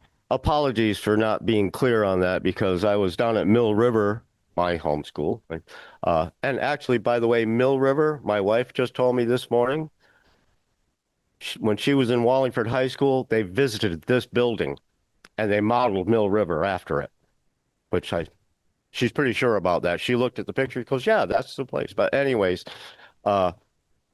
when a board member was making the motion to adopt this to adopt this resolution, he had to correct himself and say, any school that receives public dollars has to follow EQS. So that's it. If you don't want to follow EQS, fine, but you can't have tax dollars. So that is a key component of this, is that the using tax dollars. And that's where our Friends campaign, same dollar, same rules, and you hear it from other groups. There's a national organization from the Education Law Foundation called Public Funds, Public Schools. It's all just a play on the words, but the basic concept is you're taking tax dollars, you need public monies, you need public oversight. And we're not trying to put anybody out of business.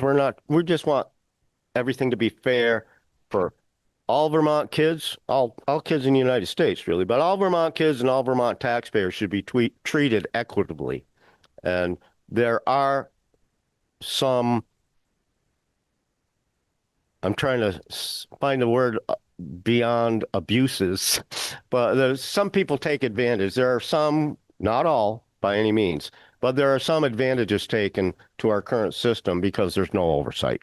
Let's just put it that way. But yes, it is tied directly. If you don't want to take public dollars, you can do whatever you want. And I'm all in favor. Back in that editorial or that commentary, or I guess it was just a letter to the editor back in 2012, I think it was, some time ago, I said, if the kids are getting a good education and it's all equitable, I don't care where it's happening. But if you're using public dollars, the public's got to know how those dollars are being used. So, I mean, the principle that a school that receives public dollars should meet public standards, that seems pretty straightforward. Do you have a sense that there are some independent schools out there that are not meeting education quality standards, and which standards they're not meeting? Uh-oh.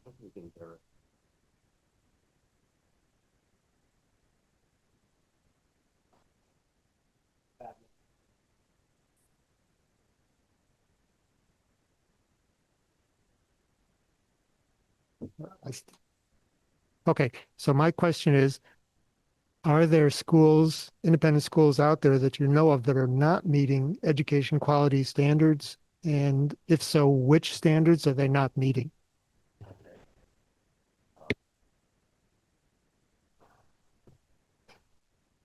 No, I do not know.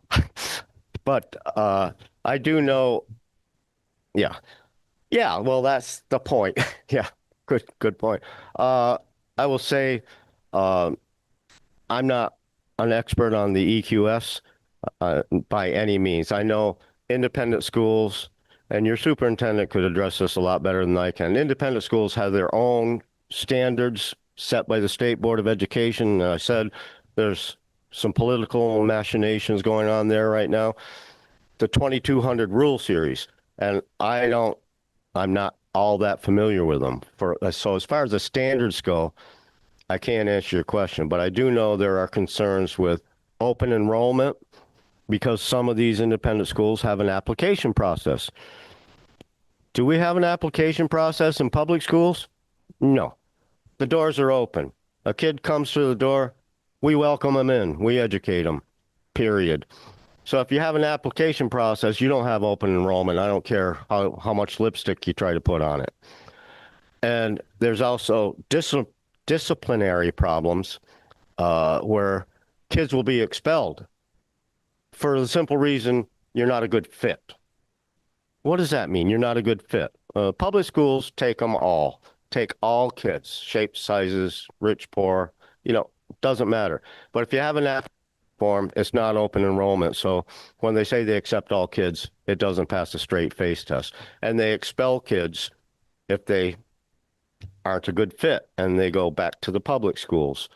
So I know this isn't answering your questions about what standards, the level of standards. I'm not saying the independent schools don't do a good job of education. I was down in Burton recently talking to one of their they call it honors government class. I call it a civics class. And they're bright kids. They're getting a good education. There's no question about that. That's not the argument here. The argument here is public oversight. Level the playing field. So I'm sorry I kind of danced around your question, but Mike would probably be able to help you understand. I don't know personally who's not living up to the EQS. And there could be, I know at least one independent school is pretty much behaving like a public school, with some exceptions that could be smoothed over, like licensed teachers, for example. I think Ken's right. You know, I spent a day visiting one of the four historic academies, academically exceptional school. Absolutely. So I don't think that the academic piece is the concern. I think his point, and a lot of the people's point, is that if you would send a Freedom of Information Act request asking for their budget, you're going to get a denial. It's pieces like that they don't have to comply by the same kinds of standards that this district has to comply by. And are the things you mentioned, are those parts of the EQS? Parts of the overall rules, that the EQS, but other rules. And I think the open enrollment's a piece. There are other pieces that unless you're a public school operating in Vermont or other states, this is happening in other states as well, that you don't have to play by the same rules as others do. If I can just continue for a second. I mean, if we sign on to a resolution that talks about EQS and the issues we're really concerned about, like open enrollments or expulsion, are not covered by EQS, then we're kind of at mixed purposes. This is me saying I don't know what EQS covers. I can send you that. It's substantial. Yeah. Yep. Okay, we're going to hear from Caitlin, and I think we're going to wind unless anyone else has anything pressing because we need to move on. But go ahead, Caitlin. Do the students who are enrolled in the private schools using public money, do they count towards our weighted average for enrollment? I'm looking. So we do not, because we have a K-12 operating schools, we're not required to send tuition dollars to independent schools. So in that way, it does not impact us. So we do not have students going to. I'm sorry, I forget who said it. So this doesn't directly impact Harwood because we are not actually, as Harwood, sending any money to any private schools at the moment. If a private school decided to open, would they count for our weighted? No, No, because we can provide that education in our schools, so we are not required to. We're not utilizing their services. So the only time that public education dollars are going to a private school is when there is a need that is not covered by a public school. Yes, so there's some schools, for example, that Ken was talking about funneling students. So some school districts, supervisory unions have closed, for example, a very small high school that operated in their town. They can then designate a number of institutions for those students to go to. So you think of Granville. I grew up in Middletown Springs. I'm sorry? I grew up near you. Oh, yeah? Got a voucher through X60 to go to Long Trail, which was a private school, so that I could go to that school. So I have a personal background. Interesting. Skip the game right there. So that I understand correctly, because I'm getting my head around all this. I'm new, so bear with me here. What we're hearing here is there was an Act 73 that passed that tried to level the playing field a little bit. No. That's what we're dealing with overall. That's that big overarching bill. The one that passed last year, 73. That was H454, which was a result of the governor's plan he introduced in January to go to 5 school districts with 25 board members and 51% of students had to be publicly tuitioned, and there were a lot of moving parts there. And then that is what went through what they call the sausage machine, making a bill under the Golden Dome, and that ended up being Act 73. And So that did not have in its giant sausage that you couldn't, like, it didn't address some of these issues in that bill? there were some good things. There were some good things, but there were other things that were not so good. And one of them was, I could go on all night, but I know the chair probably wouldn't like that. Foundation formula, forced closure of school, and they'll repeatedly say that it's not about closing schools. But, you know, when they say, we're going to send this amount, we're going to tell you how much money you have to spend, not the voters. And then if you can't figure out how to deal with that much money, then fire some teachers, close some schools, whatever you have to do. It's there are more things wrong with it than are right with it. Let's put it that way. It's so S44, which is currently what you were talking through, is rolling back part of 73, but keeping some of those private school restrictions, correct? So the way a bill becomes, it's first a bill, that's the H, it's a House bill, H454, and then it goes to the Senate and they jockey it back and forth. When it finally gets signed by the governor, it becomes an act. Right. But right now, there is a movement to try and repeal Act 73. It's not repeal it, it's fix it. Yeah. They're still working with the basic framework of it, and that is H955, which was the House proposal that is now over in the Senate. So it's still carrying a lot of Act 73 in it. So if we are signing this resolution as a board, what impact will that have? Well, it'll level the playing field between private schools and private and independent or public. As far as I read in this resolution, we're just saying we would like level playing field. We're not necessarily calling out any specific machinations that are happening at the legislative level. We're just saying we like equal playing field. Same dollars, same rules. So if you're taking from public monies, you need public oversight. That's our primary goal, that all kids and all taxpayers, all working Vermonter taxpayers are treated equitably. So we're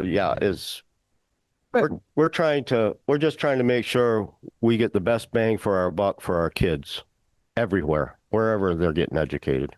Equity feature. I'm not trying to be evasive. No, I guess because I haven't read Act 73 and I haven't read H5141. You know, I'm trying. I will fall asleep some night. Yeah. It sounds like there was some action in there to try and address this. So if I'm incorrect, but that's what it seems like from the highlights that I'm seeing. Yes. This is an action that, I mean, this is unifying school boards to look for public and private school to have parallel responsibilities to report in. I mean, it's a call out. It's just another way for us to join other boards. So we're going to thank you. One last. Go ahead. We currently are funding, Vermont taxpayers, property owners are currently funding 2 different school systems. It wasn't always that way. Before 1991, it was pretty much the same, and it split. We'd like to see it go back to. We're supporting all our kids, and all our taxpayers are treated the same. Yeah. I thank you. Thank you very much. So we as a board have an option to move along with this and put it in our next meeting to talk about passing that resolution. So how do people feel about putting that on our agenda for next meeting? A show of hands and a straw poll for a yes? Can I just ask that we get a little more information? We are going to. Okay. And we'll give you 73. You can dig into that fun little. Yes, that's true. Painful. And when is this meeting? In 2 weeks, our 2 weeks? board meeting in 2 weeks. We Well- really appreciate you coming with Can your I ask allergies. a follow-up? Yep. When did you need this by? Because I thought it sounded like it might be It going was quick. Yeah. more quickly. Sorry? When would you need our resolution by? It sounded like at the beginning of your presentation, it was coming to a vote quickly. Yesterday would have been good, but it's really tough to say. But the way things are always moving rapid fire under the Golden Dome this time of year. You know, they're smelling the barn, they're wanting to adjourn, but I'd say it's a good possibility there'll be a veto session. The bottom line is it's never too late to weigh in, even if it's influencing next year's legislation.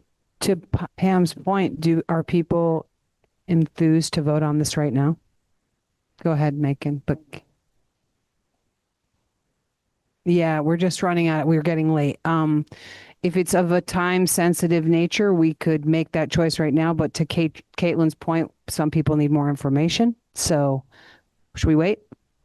Okay. Well, all right. Okay. May I make a suggestion, Madam Chair? You may. Perhaps you could reach out. I sent Mike some information about how to proceed. Say you adopted the resolution Yep. tonight, how to proceed. But shy of that, maybe the straw poll you just took, where I saw pretty much everybody's hands, they're interested, they want to learn more about this. You know, maybe if you just sent that message somehow, Okay. you know. It will be. We're being, this will be out there. Okay. Yeah. Thank you all very much. And Thank you very much. I'm going to head back south where the apple trees are in bloom. I was hoping I'd drive into winter when I came back up here, but Not quite, but almost. not quite. Well, God bless y'all. We Thank really you for what appreciate do. you. Thank you. I've done what you're doing for a long, long time and still doing something, I guess. Yes, you definitely are. We Thank you. appreciate you. Thank you. Bye-bye. Thanks. Okay. Okay, so we're going to scoot back a little bit, guys. And we're going to hear, did you have more in your report? No, Okay. I just have my presentation for. All right, and we're just, before we hear from, about that, we're going to just hear from Steve from Public Outreach, and then a little bit from Bobby about the Career Center, and then we'll move on to the policy first read. So go ahead, Steve. Okay, so as you know, the Public Outreach Committee decided this year to focus both on informing our community about education issues and also interacting more with the legislature. And to that end, Cindy gave pretty fabulous testimony to the House Ways and Means Committee about the issue of lowering the excess spending threshold and what that would do to our district. If you haven't seen the video of it, I highly recommend it. Because first of all, the chair of the committee mentioned that she got more emails from our district than any other. So I think to go in the wrong order a little bit, you know, we put out on Front Porch Forum and on an email list to the community the need to write our senators and representatives about this, and a lot of people did. So I think that's really terrific, and it kind of means our outreach efforts, which often seem like throwing a stone into a pond and then nothing happens, it does kind of work. In particular, Cindy's testimony was really effective because she went through the history of the consolidation of Duxbury and Waterbury and then into the Harwood district. And for all the talk in the legislature about consolidation, it's really clear that they're very short on knowledge of what consolidation really entails. So Cindy was really peppered with kind of urgent questions at the end. They said, like, really? It took you 4 votes to consolidate your schools? Really? It took that many years? So, I mean, I thought they really respected Cindy for being kind of a veteran in this business and having been on the front lines. So I thought that was really terrific. Again, I recommend you watch it. Then, as Cashel mentioned, Lisa got Cashel and Charlotte together to start to make a video from the students to address the issue of this excess spending threshold crisis, I would say. I'm a little worried. Cashel said it would be ready by kind of June 10th, but the legislative session might very well be over by then. So I wonder if there's a way to push that up. I'd urge you to, if at all possible. I'd love to send it to people in the Senate and the House and to the Reconciliation Committee. I think that'd be very powerful. You just keep it raw. Low production value. Yeah. Yeah. Do it quickly. Yeah.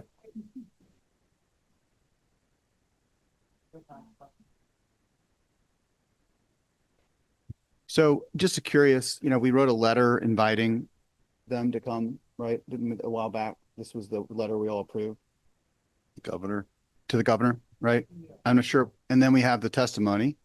Is there a place where we're publishing this so that we can share it on the board website? That's a good idea. Cindy's testimony. Okay. So we definitely need to publish these things. And, I also, did we ever hear back on the letter? Yeah. Okay.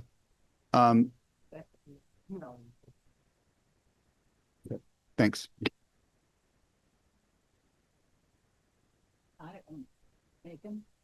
have that testimony. I had it all written in front of me because I wasn't doing it from my head. And I've considered whether or not I should just publish that on my Front Porch Forum.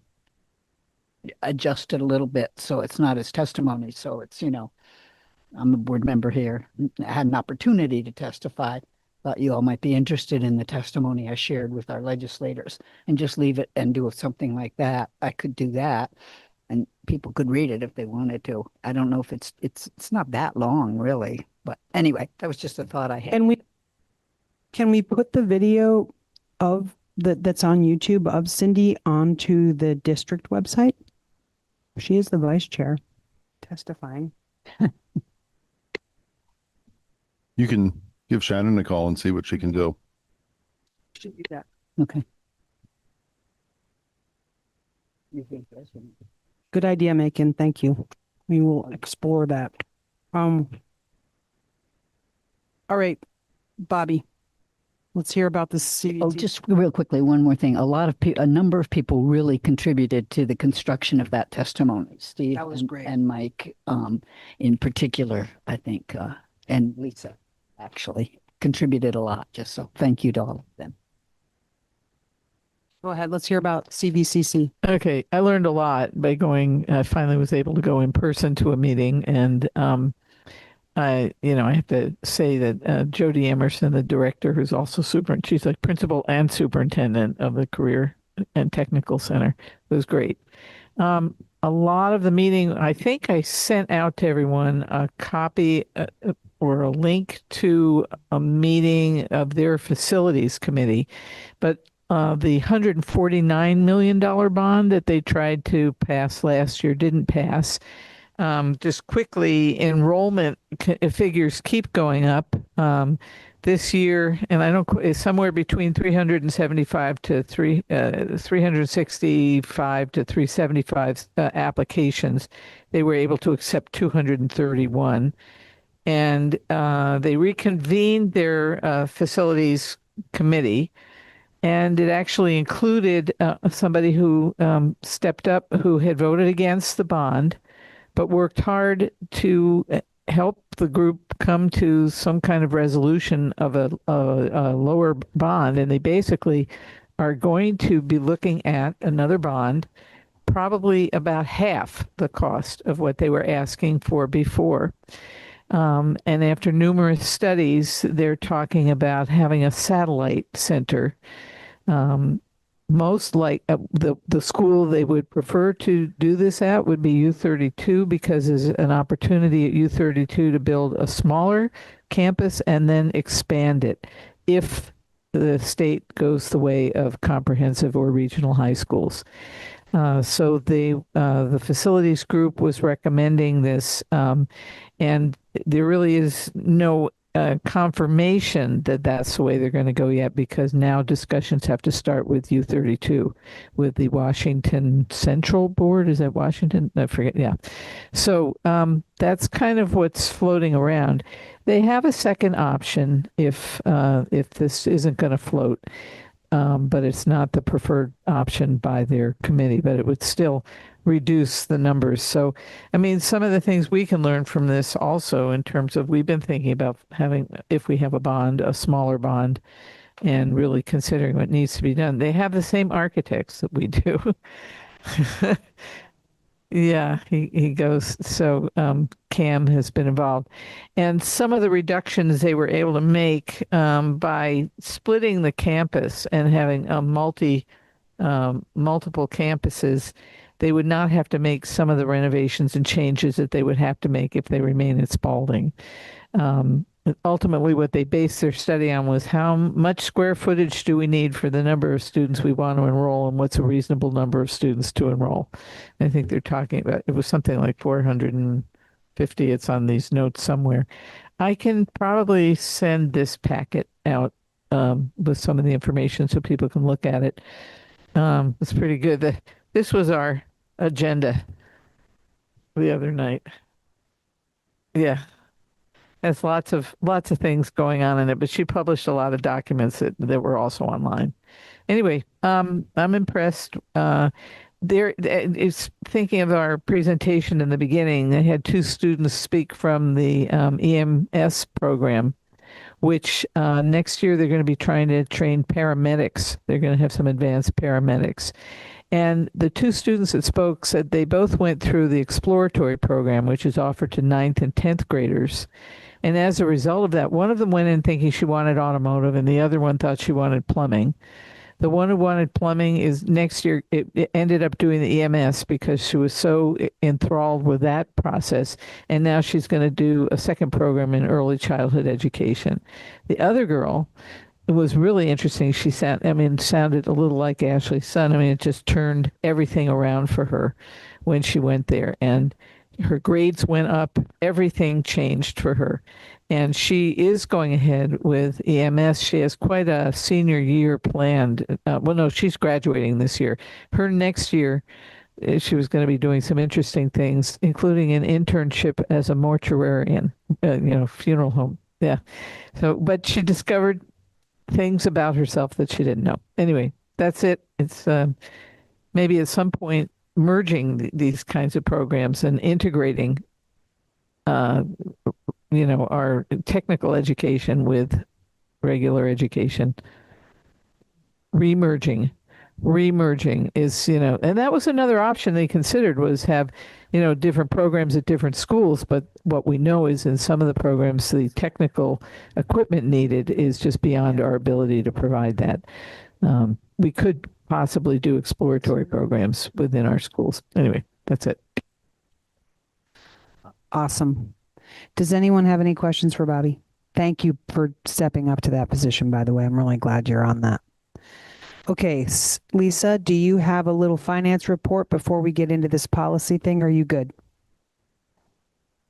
Just what's in my report is just we're going out to bid for the tan, That's right. fuel, wood chips. I'm going out to bid, even though I'm concerned with the pricing of the fuel that'll come back, but we can always have not accept it and go back out to bid again. If you recall, my first year here, we didn't accept the bid prior to me arriving in June. And when I came, I went back out to bid in September. So we'll see what happens. And we'll, at the June 10th board meeting is when we'll review and then whether accept or not, and we'll review the results.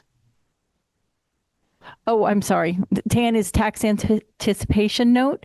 And we always have to go out to bid to borrow money because we do not receive our revenue, our property tax revenue, until starting late November, early December. So we have to borrow money to make our payroll over the summer, July, August, and September and October. And so we borrow money It's over the last couple of years, it's increased from 2.5 million. We're now up to 4 million. We borrowed 4 million. The current year we're borrowing, based on my cash flow statement, we'll need 4 million, and we reimburse that. We pay that back at the end of June. So we borrow it as of July 1st, and then we pay it back June 30th. But you make a little money on it too. We earn revenue on it, because what happens is we earn, this year we paid $150,000 in interest. However, that money sits in our bank account, what's called a sweep account, and we earn a higher interest rate, and our anticipated revenue, I'm going off the top of my head, is roughly 425,000 this year. So thank you. Okay. So that brings us to the policy first reads. Did everyone get a chance to read the summary of changes? If not, each policy in full, because they are really dry. Yeah. I think they're a little bit dry. So when I started, one of the goals that the board and I had was to update all of our policies. So we had, two of our other dynamic board members, Tori Taravella from Waterbury and Danielle Duquette, who's from Facein, were just machines at helping to revise policies. So we went through every single policy we had, we updated it, and I put together a presentation. It's a dry presentation. It's a dry topic, but what I would say is it's the most important thing that you do as a board, to have policies and to update policies, because those policies are what keeps us, it gives direction for the day-to-day operations, for myself, for Lisa, for our principals. So, and I can tell you, I'll skip a lot of the pieces, but I did want to put it in a presentation so newer board members could look through it. There's some distinctions: law, policy, and administrative procedures. Law, everyone knows laws are passed by legislatures, whether it's state or federal. And then the policies help us define what the board's expectations are for running the schools. And then you'll notice policies don't talk about day-to-day operations. A lot of the policies will say the superintendent will develop administrative guidelines or procedures to implement this policy. So that's kind of the structure. And it's important for a variety of reasons. But I will share, just two brief stories. Early in my career, we had a situation in our high school where we had a student who wore a T-shirt, and on the back was an image of a gun that said terrorist hunting license, and a student complained about it, felt unsafe with that, complained to the principal. The principal asked the student to take the shirt off. They did not. So the principal suspended. The parents were upset about that because, Uncle Larry bought that, and Uncle Larry was in the Army, and our board decided that was not First Amendment expression. So the parent took the school to court and went to federal court. The court ruled that it was not freedom of speech. Those kinds of things are defined in policy, but part of that is, while the school won that case, the court pointed out that the policy governing that area was out of date. So it's important that you keep policies up to date. So we went through a whole process. We had a board committee like we did here. And it's also where I've learned that words are important in policies. So a lot of times our policies come either from the Vermont School Board Association, who pays attorneys to keep them up to date so that every single board does not have to do that, to save money for school boards in the state. But attorneys really spend time on the majority of the policies. We have some policies that are custom, and if a board deviates from recommendations, I just encourage a really robust conversation. So just a real brief story as well. Early in my career, I was on a committee with some board members. There was one board member who was an attorney. There was another board member who had more of an English background, and we came up with a phrase that student clubs may engage in activities that are not inconsistent with district educational goals and applicable law. So that led to a debate. The English person said, that's too wordy. You should say it's consistent with. I'm looking at Pam, the attorney, who then said, absolutely not. You do not want to change that, because in legal language, which is our policies are, it conveys a different meaning. Having something that's not inconsistent with goals kind of conveys a broader ability to interpret that phrase. So if it's not inconsistent with district goals, and for example, I came from an area, a very religious conservative area, so we had clubs that were religious clubs that were allowed to operate under federal law, but religious education is not something that would be consistent with our school district public school goals. But it was not inconsistent with them, and it was not inconsistent with federal law, which permitted it. So this is a lot to say that when you start looking at policies, that's why I always encourage boards to stick pretty closely unless there's some advice to what the wording is, because changing some words can really change the interpretations. And just because of the nature of what we do, sometimes there are legal implications. But going through that, there are a number of updates. We had a committee who did that before. If the board now or in the future wants to have a committee that looks at them, and I'm part of that, I'm happy to do that. But I do try to look through the policies to see if there's anything that really stands out to me. Most of the policies in this round, and they come through, if you notice the weekly Vermont School Board Association updates, there will occasionally be something that says policy updates. So I pay attention to that. And when we have enough to come to the board with, I'll bring them on the agenda. So a lot of them are real minor updates. That's why I put that summary together. I'll just go through them briefly. And if you have any questions or anything that you want to point out, feel free to do so. We follow a process where this is considered a first read. And then we ask the board if there's any significant changes. We normally pause that. Ashley will say, well, let's pause. Let's not take action on warning those new policies. Let's bring them back if there's some significant rewrites. So again, we can check with legal counsel and spend some time on it. I would say probably 3 out of 4 times there's not really any significant questions, maybe a word or two that people want to update, but nothing that's of any legal significance. So there were some changes last year to Vermont open meeting laws. One of the things we had to do was put on the website that if public thinks there's a violation, we had to let them know how they file a complaint with the board on that. So there's pieces like that that have changed, but again, very minor changes. If you look on the list, I work with Shannon Wisdom. I tell her what we want to change, and then she'll highlight where those changes are so you can see them as part of the first read. Public participation at board meetings. Again, just some very minor updates to that policy.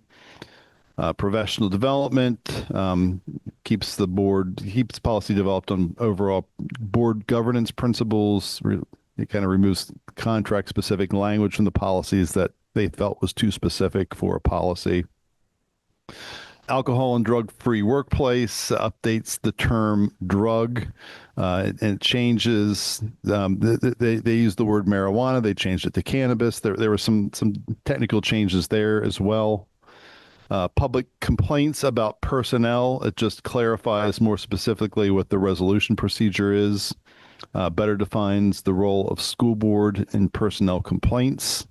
And the basics of that is that if a parent has a complaint about someone in the schools, they should first talk to the teacher. If they don't feel comfortable talking to the teacher, they should go to the principal. If they don't get the resolution they want there, they go to the superintendent and then the board. It just lays out the process so that you don't jump to the superintendent before you talk to the person closest to the concern. And I think, Rob, did you have a question on that one?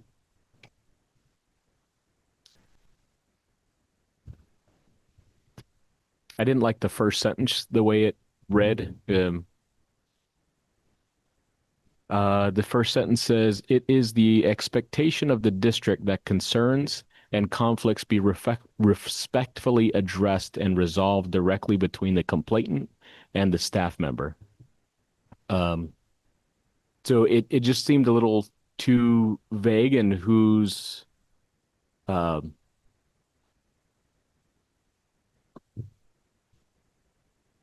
it's I didn't like it, but I mean, I'm okay with it.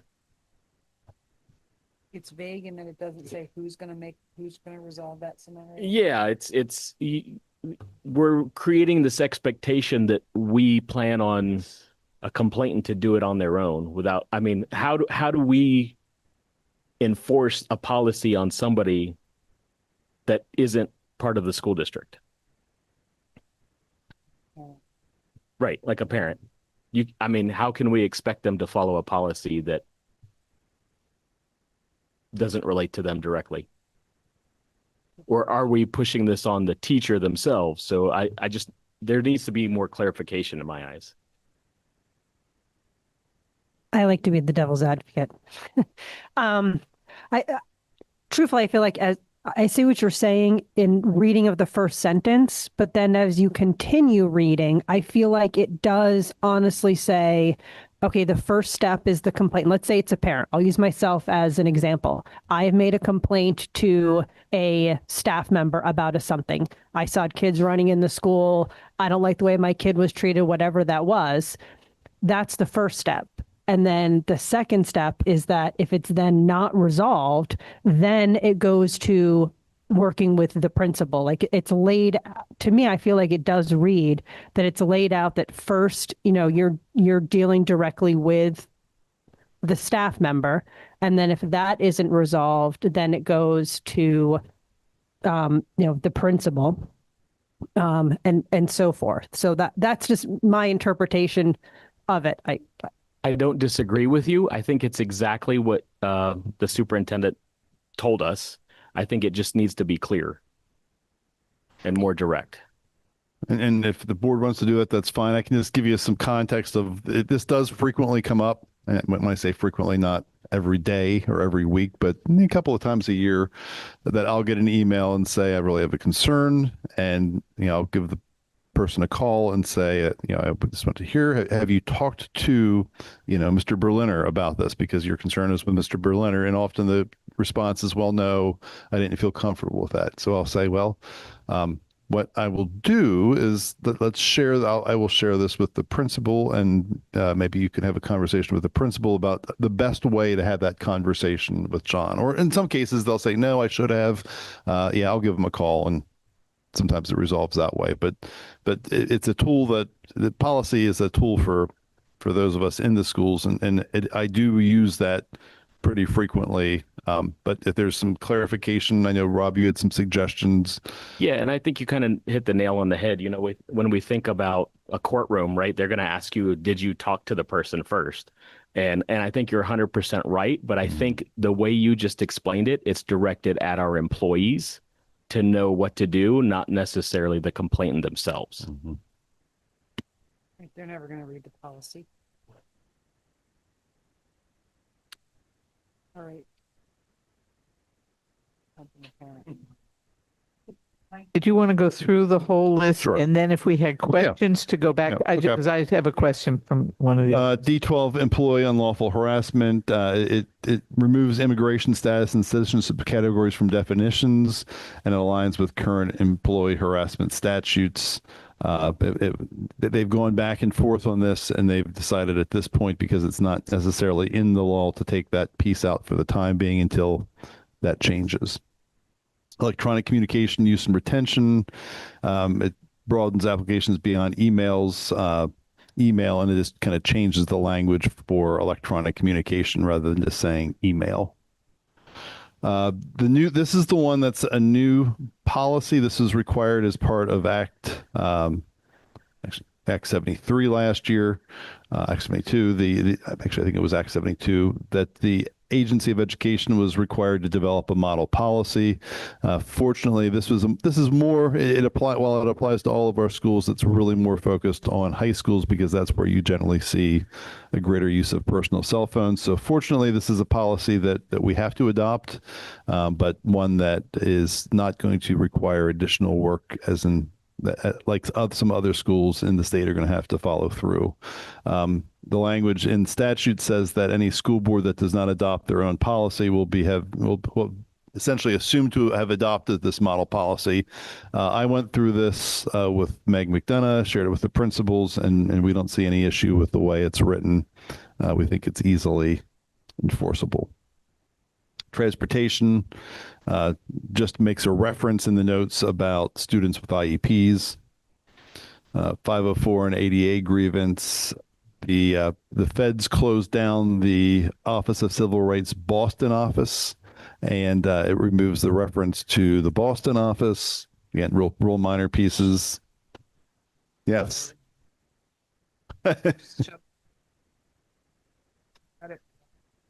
The next one, reorganization of student activities policies. They've split apart the policy that combine student clubs and athletics into two separate policies, because the athletic policy deals more with Title IX while the student activities do not. And again, that's a current topic at the federal government with Title IX.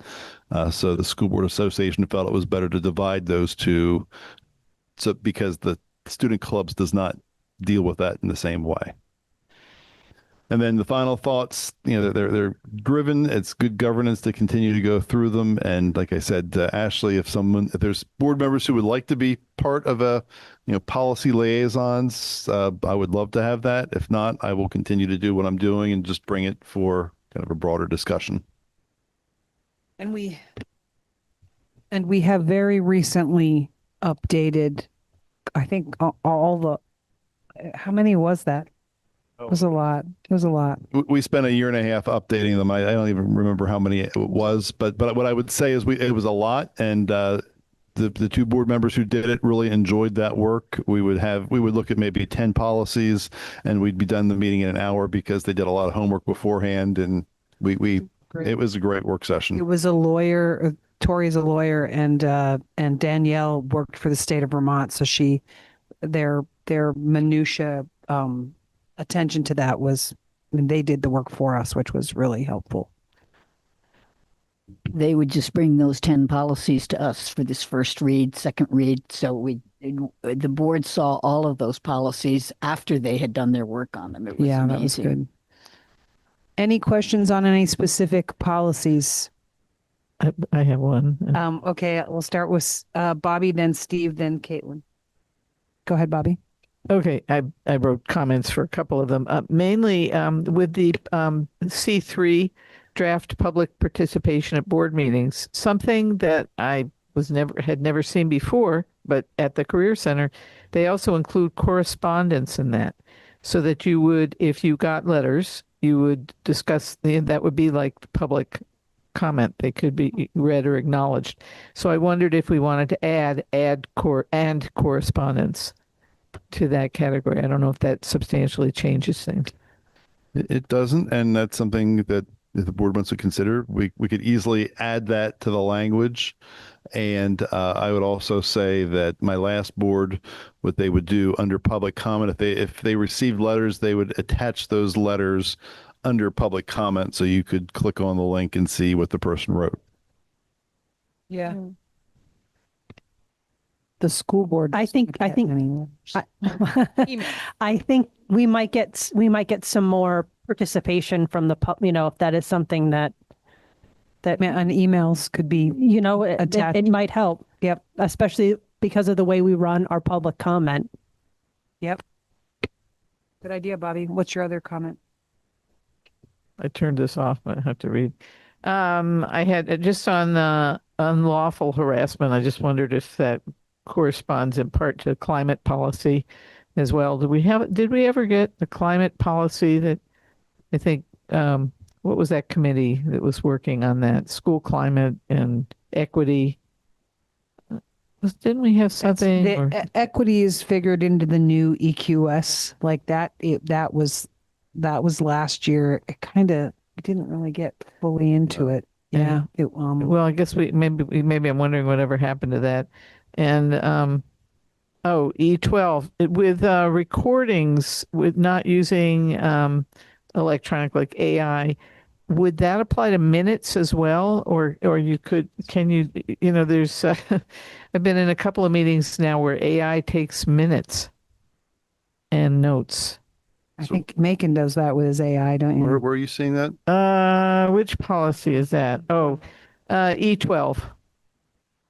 E12, draft electronic communications use and retention. And the idea is that you're not supposed to have them actually run your meeting. But it didn't say anything about minutes, whether it would be okay to record minutes. I mean, that's Well, we got Carol Chamberlain. on the hook. we do, so we don't need it. But there are Interesting. yeah. So anyways, I was wondering about that. F8 has to do with the cell phones, which we already have here. But yesterday, a Harwood speech therapist was on the radio talking about the use of Chromebooks now. And I don't know, what students are finding. They're saying that some students are now using the Chromebooks, which made me think, I know there's an expense with the Chromebooks. We provide the Chromebooks, and then those have to be upgraded and updated. Do students take the Chromebooks home with them at night? Is that the important part? So it's really, but apparently some people are finding ways to watch movies and bypass. That's life. Yeah, Every they all kid has do a way. that. So I Yeah. just didn't know if we were going to address something like that as well. But you can't take the Chromebooks away because that's how they're getting homework and communicating with teachers, and not everybody could have that of their own.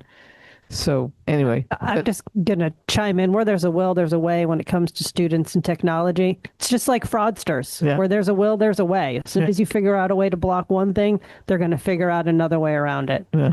And I don't know how many. And that's also defending it. I'm just speaking fact. And that's also when the state developed, when the AOE developed the model policy, the person who did it reached out to me. I actually sent it to all the high school teachers and principals, and then I provided feedback. And one of the pieces of feedback I provided is they had to give some latitude for some of those pieces because we have students who take online classes and do that work at school. So there has to be some common sense exceptions too.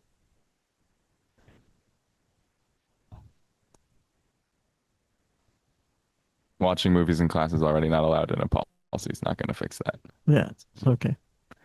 So to your point on C3 at the end of the new paragraph, I have a suggestion since I'm not hearing anything that's substantial to add. I think we can still move forward with taking a vote on warning as amended, but I would just ask Shannon if the board concurs at the end of that new paragraph to add, the board shall also review any written correspondence at its next board meeting. Okay, that sounds great. That's good. Okay. And the last point, I was just wondering with F16, and reading through it, thinking about fundraising and sponsorship, because it was addressed in F15, I guess, but I looked through 16 and didn't see anything that addressed that. I mean, we've been talking about it here, sponsorship and fundraising, and does that? We don't have a policy on it as of right now. No. No. Not a specific. That's okay. Yeah. Yeah. I mean, we could write a policy, but I think that if they're doing all right with it and they're, we probably don't need it. Yeah. Probably don't need it. is what Just I'm a saying. question that I, had noticed that it was absent. So wondering about it. Okay. I think those were all my questions. Awesome. Steve, go ahead. I had a quick question on F9, transportation. It's just in the first sentence when it talks about legal residents. So my assumption is that means they're they're legal residents of the district, not legal residents of the country. Yeah, from the district. Yes, of the district. Yeah. I mean, should that be put in? I Legal was a little resident taken of the aback. district. Yeah, just add of the district. Because it's ambiguous. Yeah. Can you do that? Add of the district, legal residents of the district. Does it need to be legal resident of the district? Can we just say resident of the district? It does say legal resident. I just changed it to each legal resident of the school district who was entitled to it. Pam says There- keep legal resident. Yeah, there does have to be something. I mean, you can't. I recognize we have school choice, but you have to apply for those school choices if you're living in a district and you're choosing to go to a different school. So that's different than, there is some sense of a proof of residency that has to happen, a legal in the public schools, even though there technically is the ability to have choice. But I think Right. Steve's concern is about what is it asking if you're a resident Right. of legal citizen? Would say Citizenship, right. citizen if you were, yeah. Okay, hold on. Caitlin, did you have one? And I would point out that we are not permitted to ask a student's immigration status. Our job is to provide a education to every student who lives in the district. So that's not something that there's actually federal and state statutes to that point. That rolls into my question around D12 with the unlawful harassment. I recognize that maybe removing immigration status and citizenship makes sense from a broader perspective, but I get a little concerned because there is a lot of potential for harassment based on those categories that may not be addressed. And I would hate to be in a situation where it can't be brought forward if someone is being harassed for those reasons. Yeah, because we removed it. Revision of model.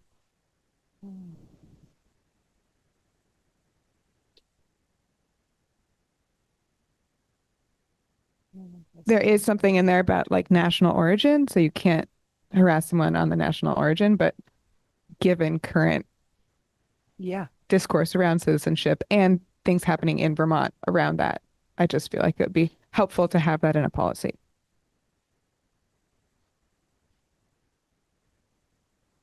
Okay.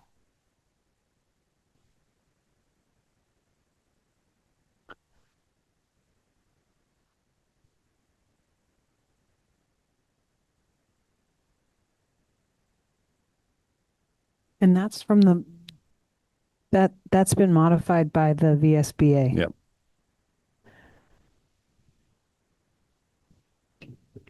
That's because the current statutes in the Vermont law don't include those things. So our policy, if we include those things, would be more strict than what the law provides. So the suggestion is to let's have our policy match what the law says, and then we can update it later if and when those actually get implemented into the law. Because the concern is if they had it out originally, they put it in and now they're taking out again, and that's why they're concerned that it's not legally defensible because it's not currently in statute. Oh. We did run into this a little with the non-restraint policy, and we did take a position that was stricter than statute, but we influenced. We're still doing it. Yeah. That's a solid point. That doesn't make a lot of sense to even if it doesn't hold up at the end in court, at least we have that initial layer in our policy that is a starting point. I guess maybe similar to the restrictions. So can we change it a little bit? I would not recommend changing it without advice from legal counsel. Okay. All right. Go ahead, Rob. Just while we're on F9, it says the superintendent or designee shall, and then we've got 1, 2, and 3. The third one says the superintendent may consider. I recommend you change the wording on that and take out superintendent. The other ones have a different speech, like the age and health of pupils, distance to be traveled, condition of the road. So each of those are already taking into account the superintendent or designee. Number 3, we're putting in there specifically the superintendent instead. I think the reason was that's a decision that they're recommending that only the superintendent has the authority to make.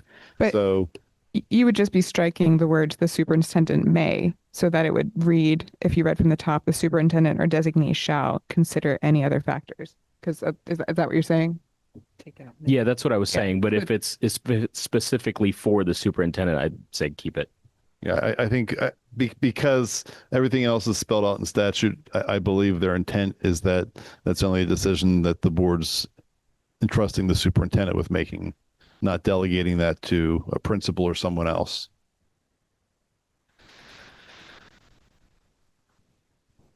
But it's nested under the header, the superintendent or designee shall. Yeah, I think it's just, they didn't want to make a separate point. The English is suboptimal, but I think it also is confusing because I read that as suboptimal English, not necessarily like if it is only the superintendent and not a designee, then it probably deserves its own header. Otherwise, it is confusing because it's under designee.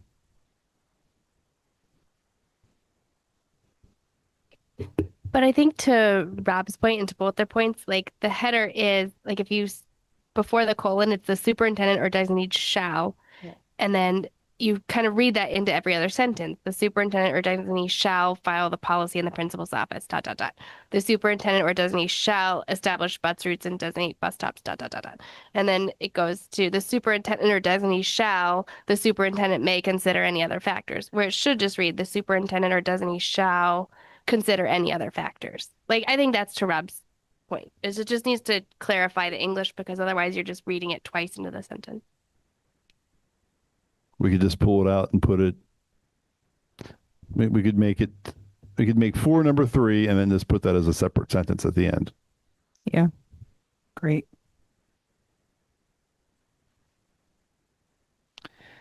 As he's making that change, anybody else, any other details we want to look at here? Okay. So with these moderate modifications, we will then push these to be warned in the consent agenda for our next meeting. Are we warning the taking unlawful out harassment policy D12, even though there was a question about whether we wanted to make it narrower or broader? Yeah, that's my only question is we need to talk to the lawyer. Can we do that? Can we take, what do you think about talking to Pietro about that one question on D12? I could put a question through, but we'd have to pull it out then. Pull it out from this. Yeah. Okay. Is everyone comfortable with that? We'll just pull it out for now until we find out. All right. Then yep, that's D12. All right. Then so we're a little bit ahead because we already spoke with Ken, and that was going to be now, and he would probably have been exhausted. So that's good. All right. We are going to finish up with an executive session. So I'm going to read the consent agenda because that's our last item here. The consent agenda includes the Rwanda trip for 26-27. Who's going on that? Go ahead, Castle.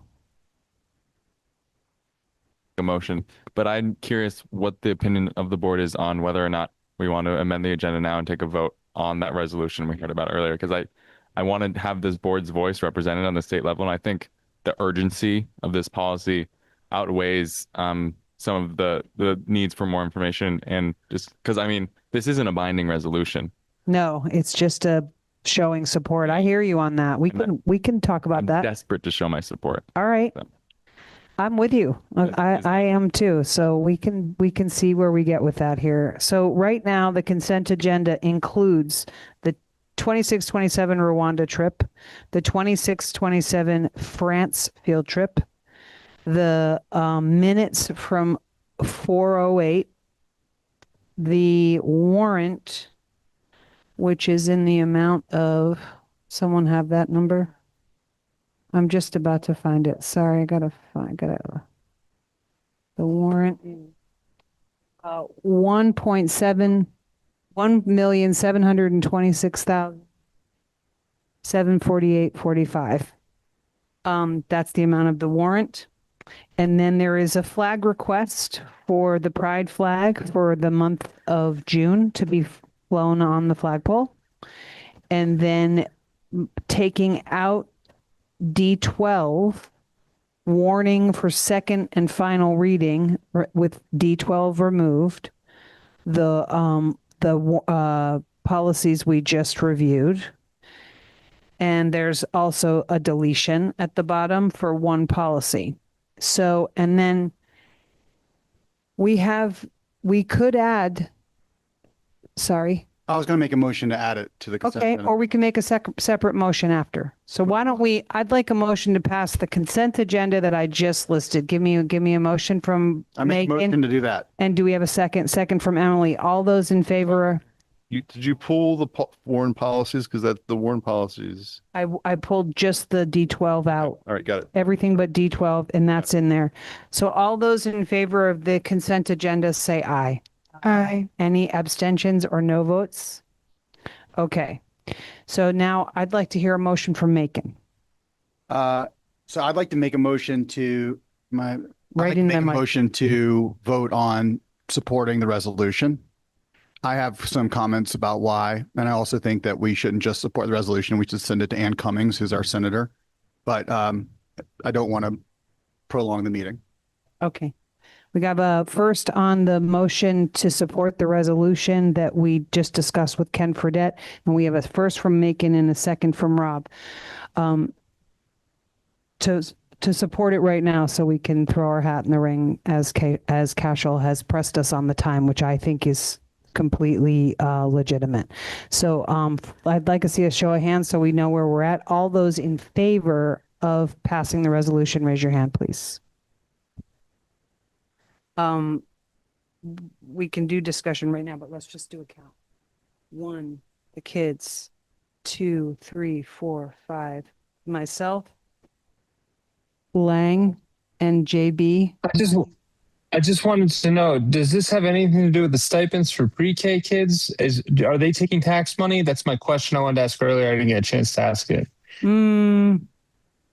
No, that's a different. Yeah, that's a difference. That's Act 166, and that is from taxpayer money. So, but the resolution we're about to pass says anything with taxpayer money, it doesn't delineate between those two things. And that document's 23 pages and has a lot of things on it. And I just want to make sure that our pre-K kids and our pre-K privates are still okay. So that's why that was the discussion I was going to have on June 10th. It's separate. It's okay. If it's separate, then I support this then. Okay. Yeah, the preschools are not independent schools, so it's a different subject line. Okay, so you support. What about JB? Are you still on there, JB? He's still in there. Okay, cool. All right. So who votes no? Just according to Robert's rules, if it's usually by a simple, since you've already adopted the agenda, this would be by a simple majority if no one objects. If someone objects, then it has to be by a 2/3 vote. So you're just a no vote. Okay. So with Pam's one no vote and the rest of us voting yes, that is a resolution passed. Oh, I didn't see any other hands. Yes. Are there any abstentions? I'd like to abstain. Okay. But to Bobby's point of order, I would like further discussion. I still don't feel like I understand what this resolution is really about. Okay. Should we read the resolution out? Sure. I'd also like to abstain for the same reason. Okay. I've read the wording of the resolution. I understand the wording. I don't understand, to Pam's point, why does Harwood care about it? But just the larger point of, I mean, the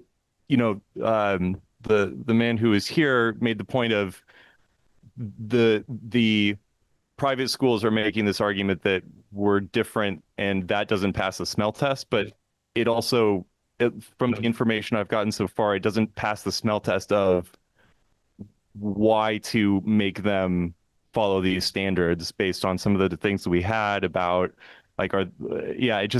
the categories of schools and what it means for them to meet the education standards. I don't feel like I have an understanding of what that would mean for them. The principles seem sound, and I don't feel like we have, or at least I have the understanding to speak on it. Okay. Comment? Well, the way I'm looking at it is it's just about public ownership of public money. And if we did pass this and then all of these private schools decided that they wouldn't follow education quality standards, that money that we were sending to them would come back And I mean, residents in Harwood's district would be paying a lower tax rate on their homes. But we've already said that Harwood is not sending any of this money to these schools. But our tax money, Okay. our tax money as residents are going to these private schools and independent schools. We have to abide by a giant laundry list of things. And what was the three letters? EOS, EQS. Education quality standards. They don't need to do that. And they also don't need to tell the public what they're using the tax dollars for. So they're just getting the money. Now we have to report everything that we do, how money is being spent. Anytime we get federal money, state money, it's got to be reported.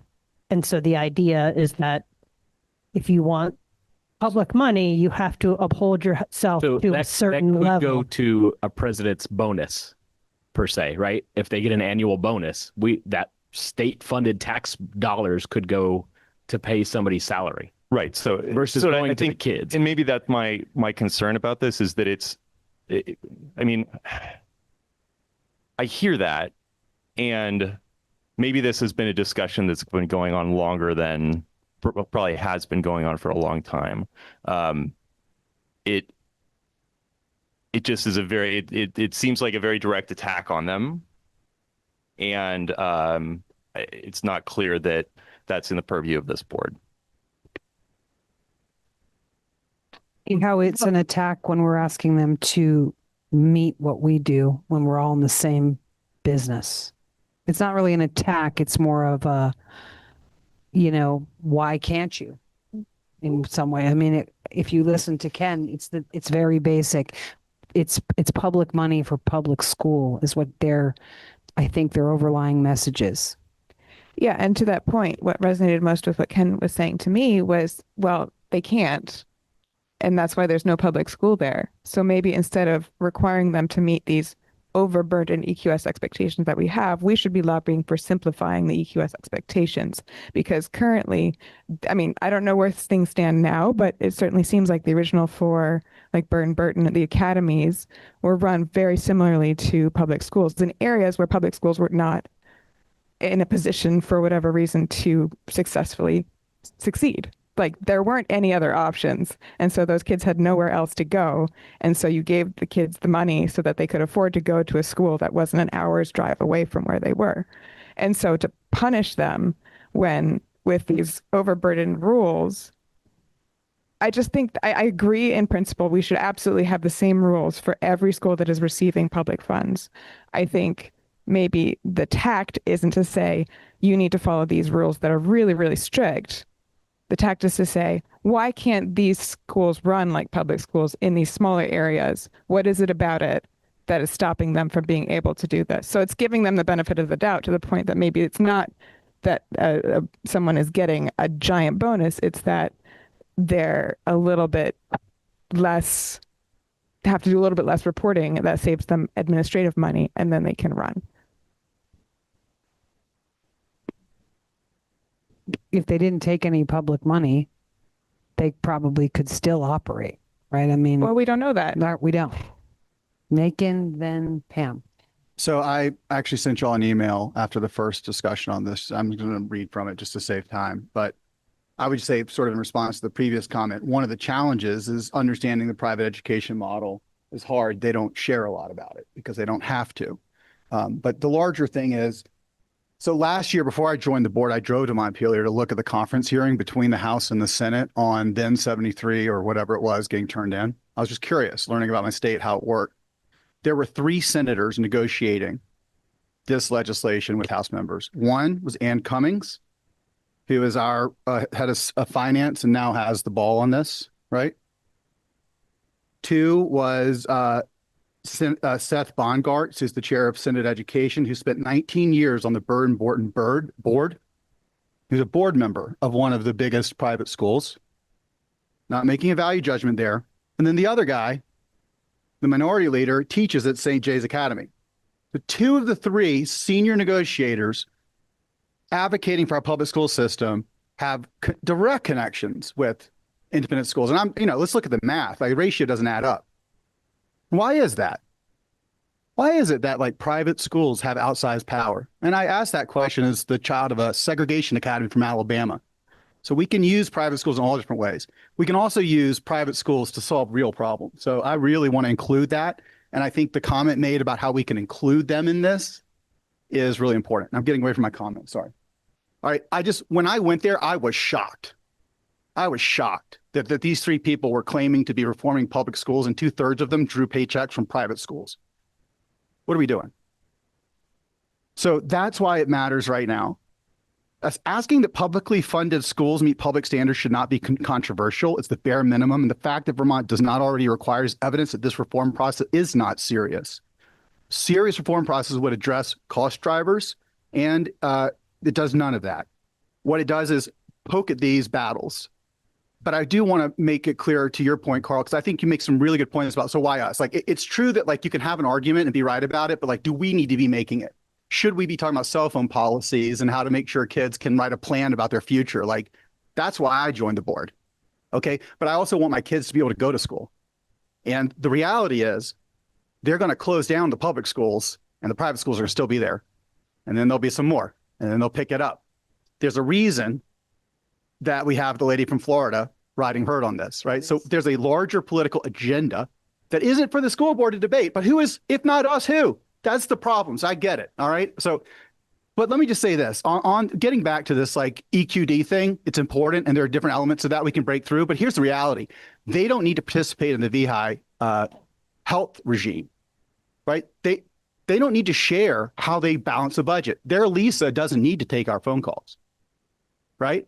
Plus they fundraise on the outside to underwrite all of this stuff, to subsidize their cost models and then judge us. And then they send their employees to push out the legislation that forces us to spend money we don't have. That's why it matters to us, because the whole system's rigged. And so if we can't get around and get consensus on the simple principle that any school taking public money should have to have a simple level of disclosure, we should just call this reform process what it is, which is bupkis. And I use that word instead of other ones for y'all. Anyway, that's my speech. But I really appreciate, though, this question of a good idea, is it our idea? And we're going to keep running into that. And I appreciate the patience y'all afford me to try to make these points, because I also get that there's a lot we have to do in our own house. But our house is on fire. Okay, Pam, go ahead. Thank you, Macon. Yeah, I think that I just want to note that the idea that there was something fishy going on at Montpelier, there was an ethics investigation into those two individuals shortly brought by the organization that we heard from tonight. So like those questions have been heard and answered in Montpelier by their rules. And so I guess part of it is I just don't feel like we have enough information, and we're being asked tonight to make a very quick decision on limited information. I think we can all sit here and agree with the idea, if you're taking public money, you should have to play by the same rules. There doesn't seem to be a lot of question behind that, but I think that's a position I need to take as an individual, and I think it's outside the purview of our board and our mission as a board. I think that questioning how the whole structure is funded and how we can impact legislation is going through, those are things we can look at and consider and contemplate in a meaningful and deliberate way. But that's not what's happening tonight. That we're getting asked to make a very quick decision on legislation that may or may not pass, very quickly. I don't think we have a time to take a measured and meaningful approach to look at it. And I am going to be very honest, I did not appreciate the tone of the last comment we heard. It felt very attacking in that if you're not on board, then you're against us. And I don't think that's what either Carl or myself are saying. I think I'm saying I don't have enough information as a board to make a good decision on this. And I don't know if I want, when Montpelier hears from Harwood Unified Union School District, to be like, oh, we need to stand up and listen. And I don't think this kind of haberdashed together resolution is what is going to make that impact. I don't think it's going to have the change that we want it to take. And I don't want to soften our impact in Montpelier when we just had Cindy down there absolutely crush it. I want to have that be and when they see our name, I want that to be what they hear. And I don't know if this is it. And just to follow up on that and emphasize something, I heard you say, Macon, that you want disclosure. And I don't personally feel like does EQS include disclosure? What else does it include? So I think you're making a really broad lambast when something more targeted might be warranted, which is what I think, why more time is warranted.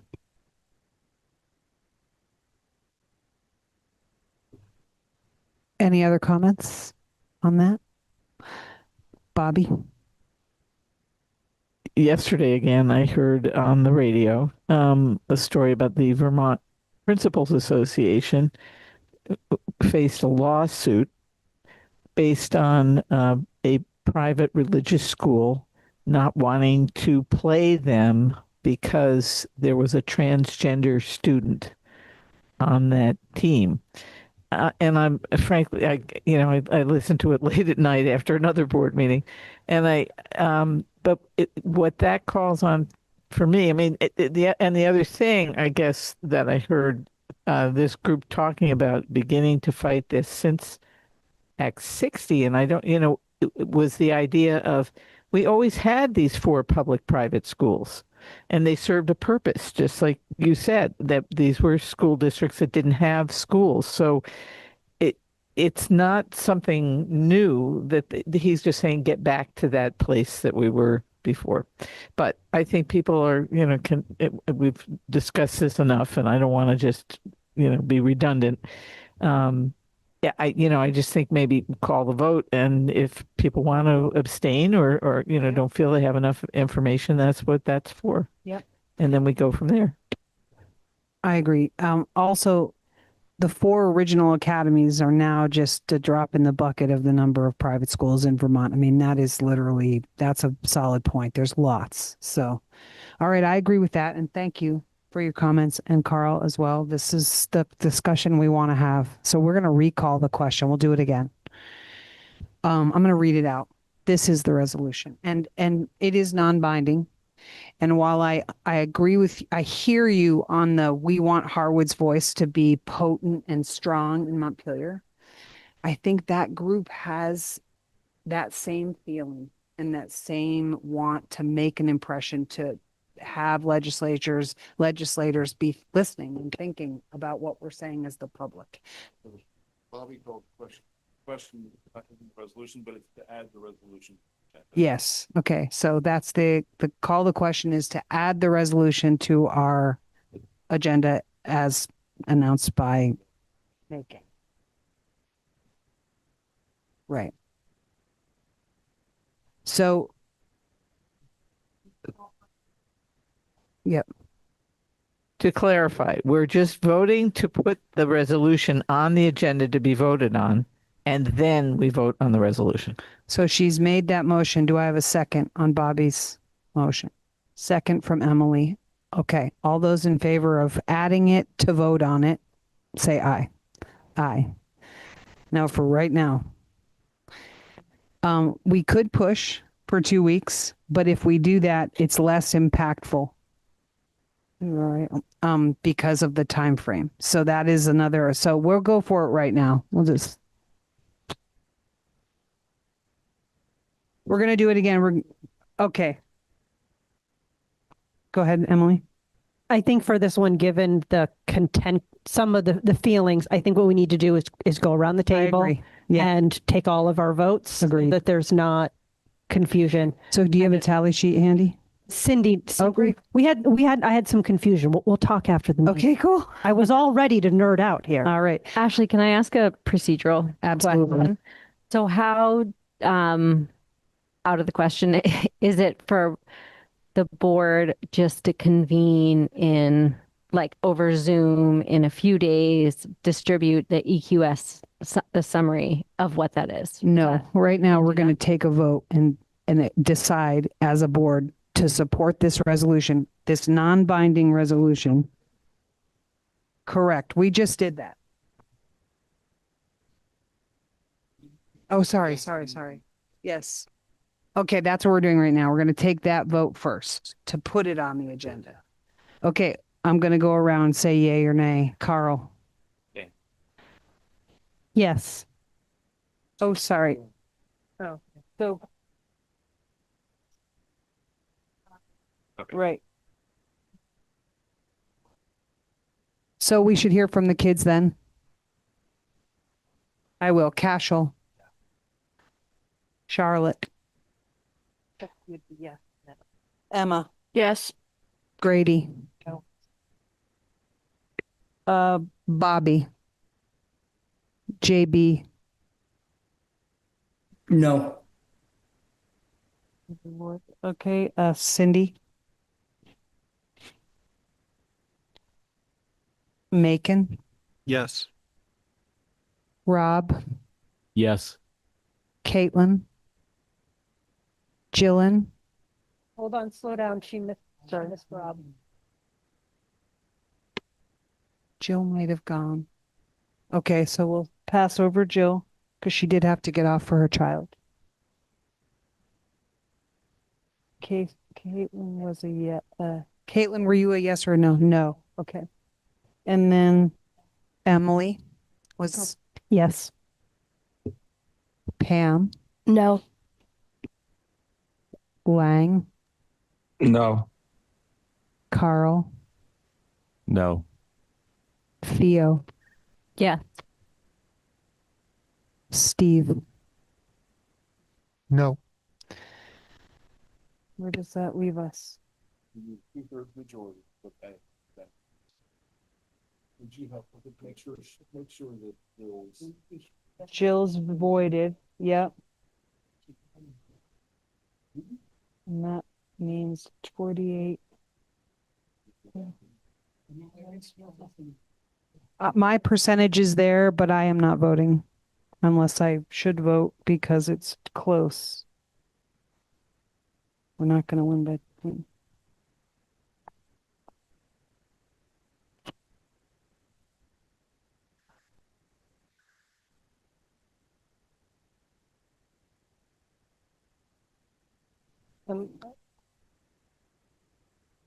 Okay. If I vote, does it change it? It would. I'm going to vote yes then.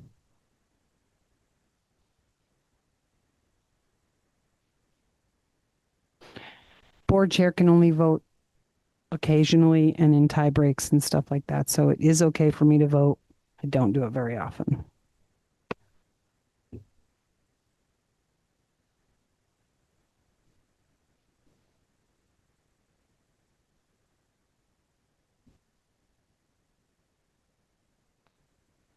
And it is.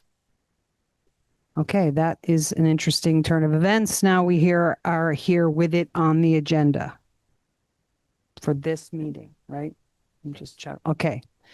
So as our, I can read it out and then we'll vote and we'll see how we do. Okay. The resolution, whereas Vermont has a responsibility to ensure that all students funded by public dollars are afforded substantially equal access to high quality educational opportunity. EQS standards establish the state's expectations and regulations for curriculum, staffing, student supports, and school quality public school districts. Our public school districts are required to meet EQS in full independent schools receive public tuition dollars without being held to these same standards.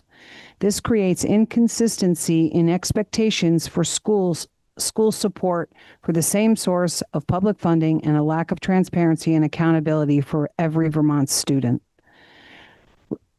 Resolved, the Harwood Unified Union School District formally calls upon the legislature to incorporate, as part of its broader education reform efforts, a statewide policy requiring that all independent schools receive public tuition dollars meet Vermont's education quality standards. Further resolved, the Harwood Unified Union School District will communicate this position directly with its legislation delegation and relevant legislative committees. That's the resolution. Do we have another sheet up here now? Okay, here we go again. Let's do it again. Now this is by simple majority? Simple majority. Okay. Right. Okay. So that was a late, like almost in a minute. Okay. So we're going to do the vote again, starting with Cashel. Now we're voting to actually adopt the resolution. Go ahead. Yes. Charlotte. Yes. Grady. Yes. Emma. Yes.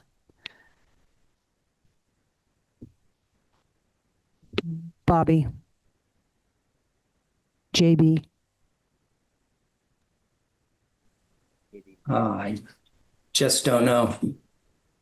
You can abstain. You can abstain if you want. Can you come back to me? Yes. Cindy, your vote. Macon. Yes. Rob. Yes. Caitlin. Abstain. Scroll down, Cindy. I can't read it now.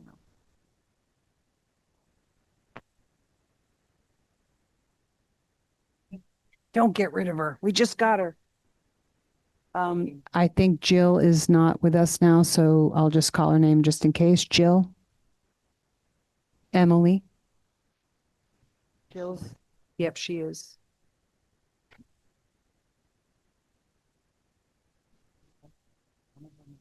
Yes.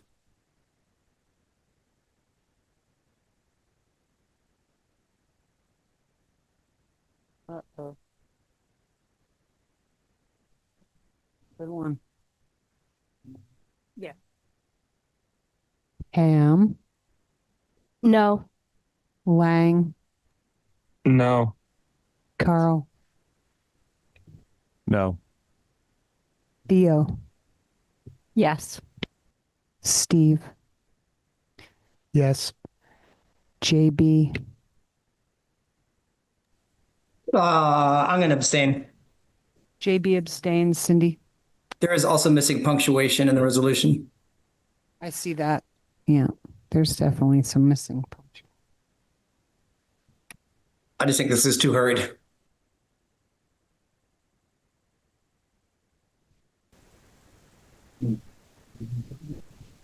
Oh. I thought the same thing. Who's abstaining?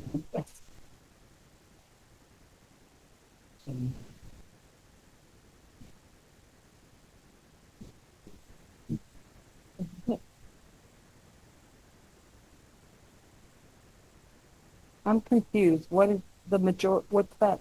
Oh, that's So the majority has to be greater than 45.13 because Jill's absent. okay, and it is.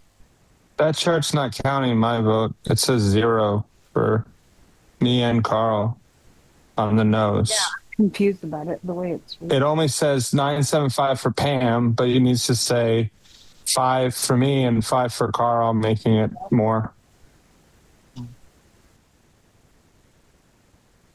That's a Lisa question.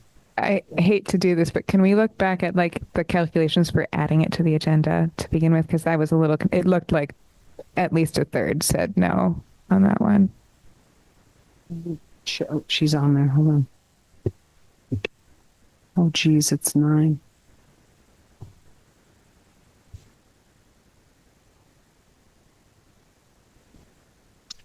Just an update. No.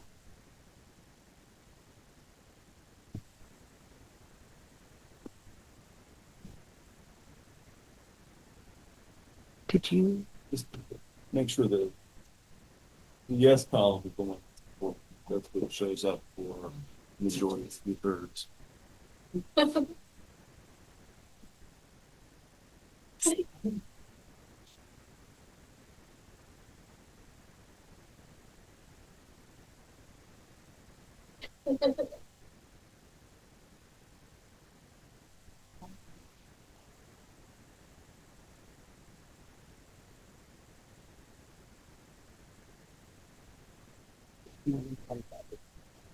Is the yes column? Oh, I remember. That's the yes. Yeah, that's one.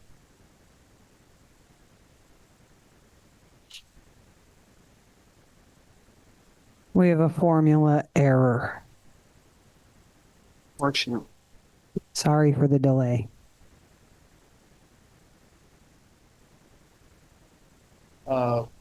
We confirming, but didn't announce it. Yeah, So we Okay. go into executive session, come out, you could announce the vote. We can work on it. That sounds like a good idea. We're going to work on the puzzle while we move into an executive session. We'll let you guys know after. Okay, audience. To go into executive session. Yeah. I second. Go through the rest of the motion. Okay. Yeah. Okay, so I'll read the motion. Okay, hold on one second. Just for the audience's understanding, we are struggling with our formula on our tally sheet with the last vote. So we're going to work on correcting the quotient that's not working out while we are going into our executive session. So can you read the motion, please, Emily? To enter into executive session with all board members, Superintendent Dr. Mike and Finance Director Lisa Essler, to discuss confidential attorney-client communications made for the purpose of providing professional legal services to the body. Second. Add John Berliner to that list. And John Berliner. And John Berliner. Second. All those in favor say aye. Aye. All right, students, thank you. We'll see you later. Miss Day, back in. I'll text you after. I'll text you. I'll text you too. He's close.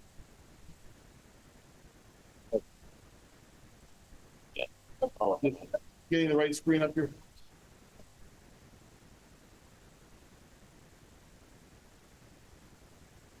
Says the meeting, it says the meeting has been ended by host.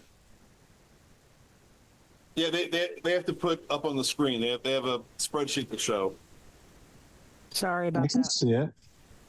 You can see it? Yes, totally. I can see it. On our I screen. don't know why it's not on your screen, but I can see it, the whole document. Yes.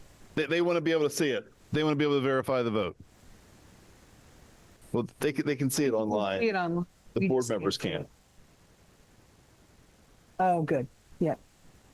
Okay, we're back from our executive session in which we took no action. We just had an update.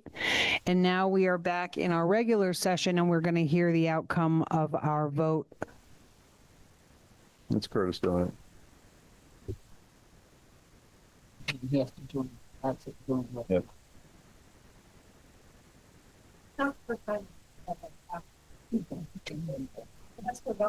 Yeah. Yes. There it is. Separate slide. There we go. Okay, here's the tally sheet from the vote to accept the resolution. And it passed. Which one was this, Cindy? Was this? This is the actual, what we finished. We've done with putting it on the agenda. They wanted to see that too. They want, if they want to see that, this is the one to put it on. Cindy, there was a question about the vote count too. I want to make sure that everything's clear. On the. Okay, this is to get it. On the original, I agree. Yes. This, this was the. This was the tally to put it on the agenda. And that's this one right now. And that had to be 2/3 majority because it was changing an agenda that had already been voted on. I'm sorry, you could get closer. And then are you going to put me on the, and now then I have a second tally sheet.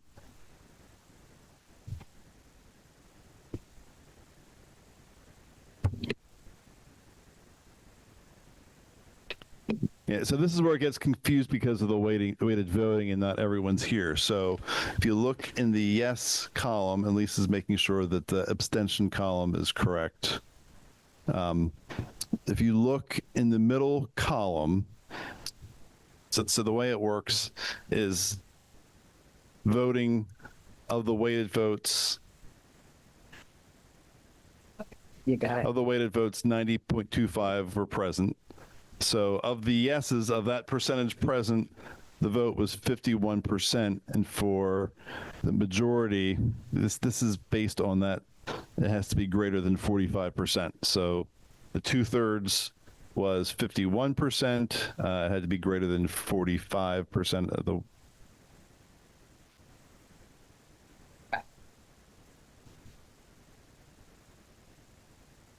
Is that the right? It's 90%. It's not the total. It's not. Because Jillian's not here.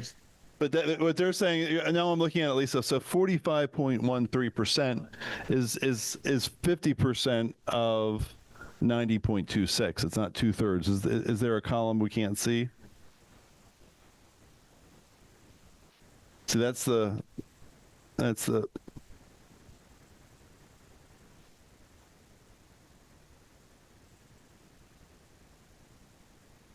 Yeah, that's the majority column.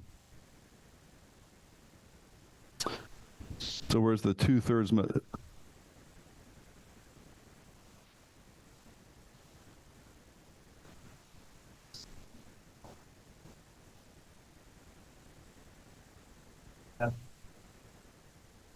Thanks.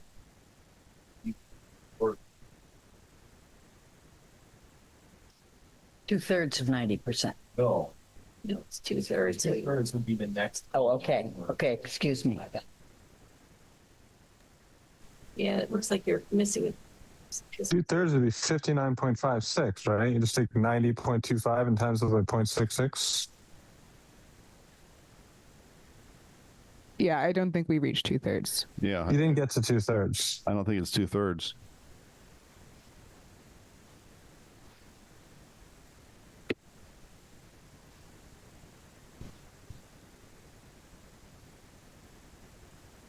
Okay, so this is for the 4.66 for. And Ashley was in this one. Correct. So it did not pass to go onto the agenda. So Ashley did vote on this. She did, and I it still vote to wasn't, put it on to the agenda. but it still wasn't two-thirds. Okay.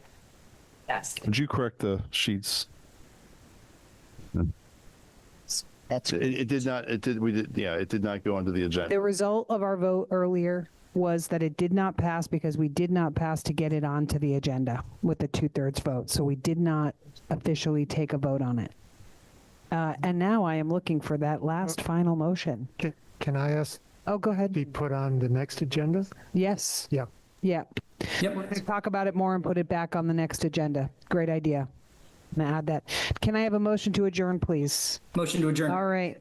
Thank you, all board members, for being here till Second. 9:30 at night. Have a great night. Thank you, and we'll see you in Good night, everybody.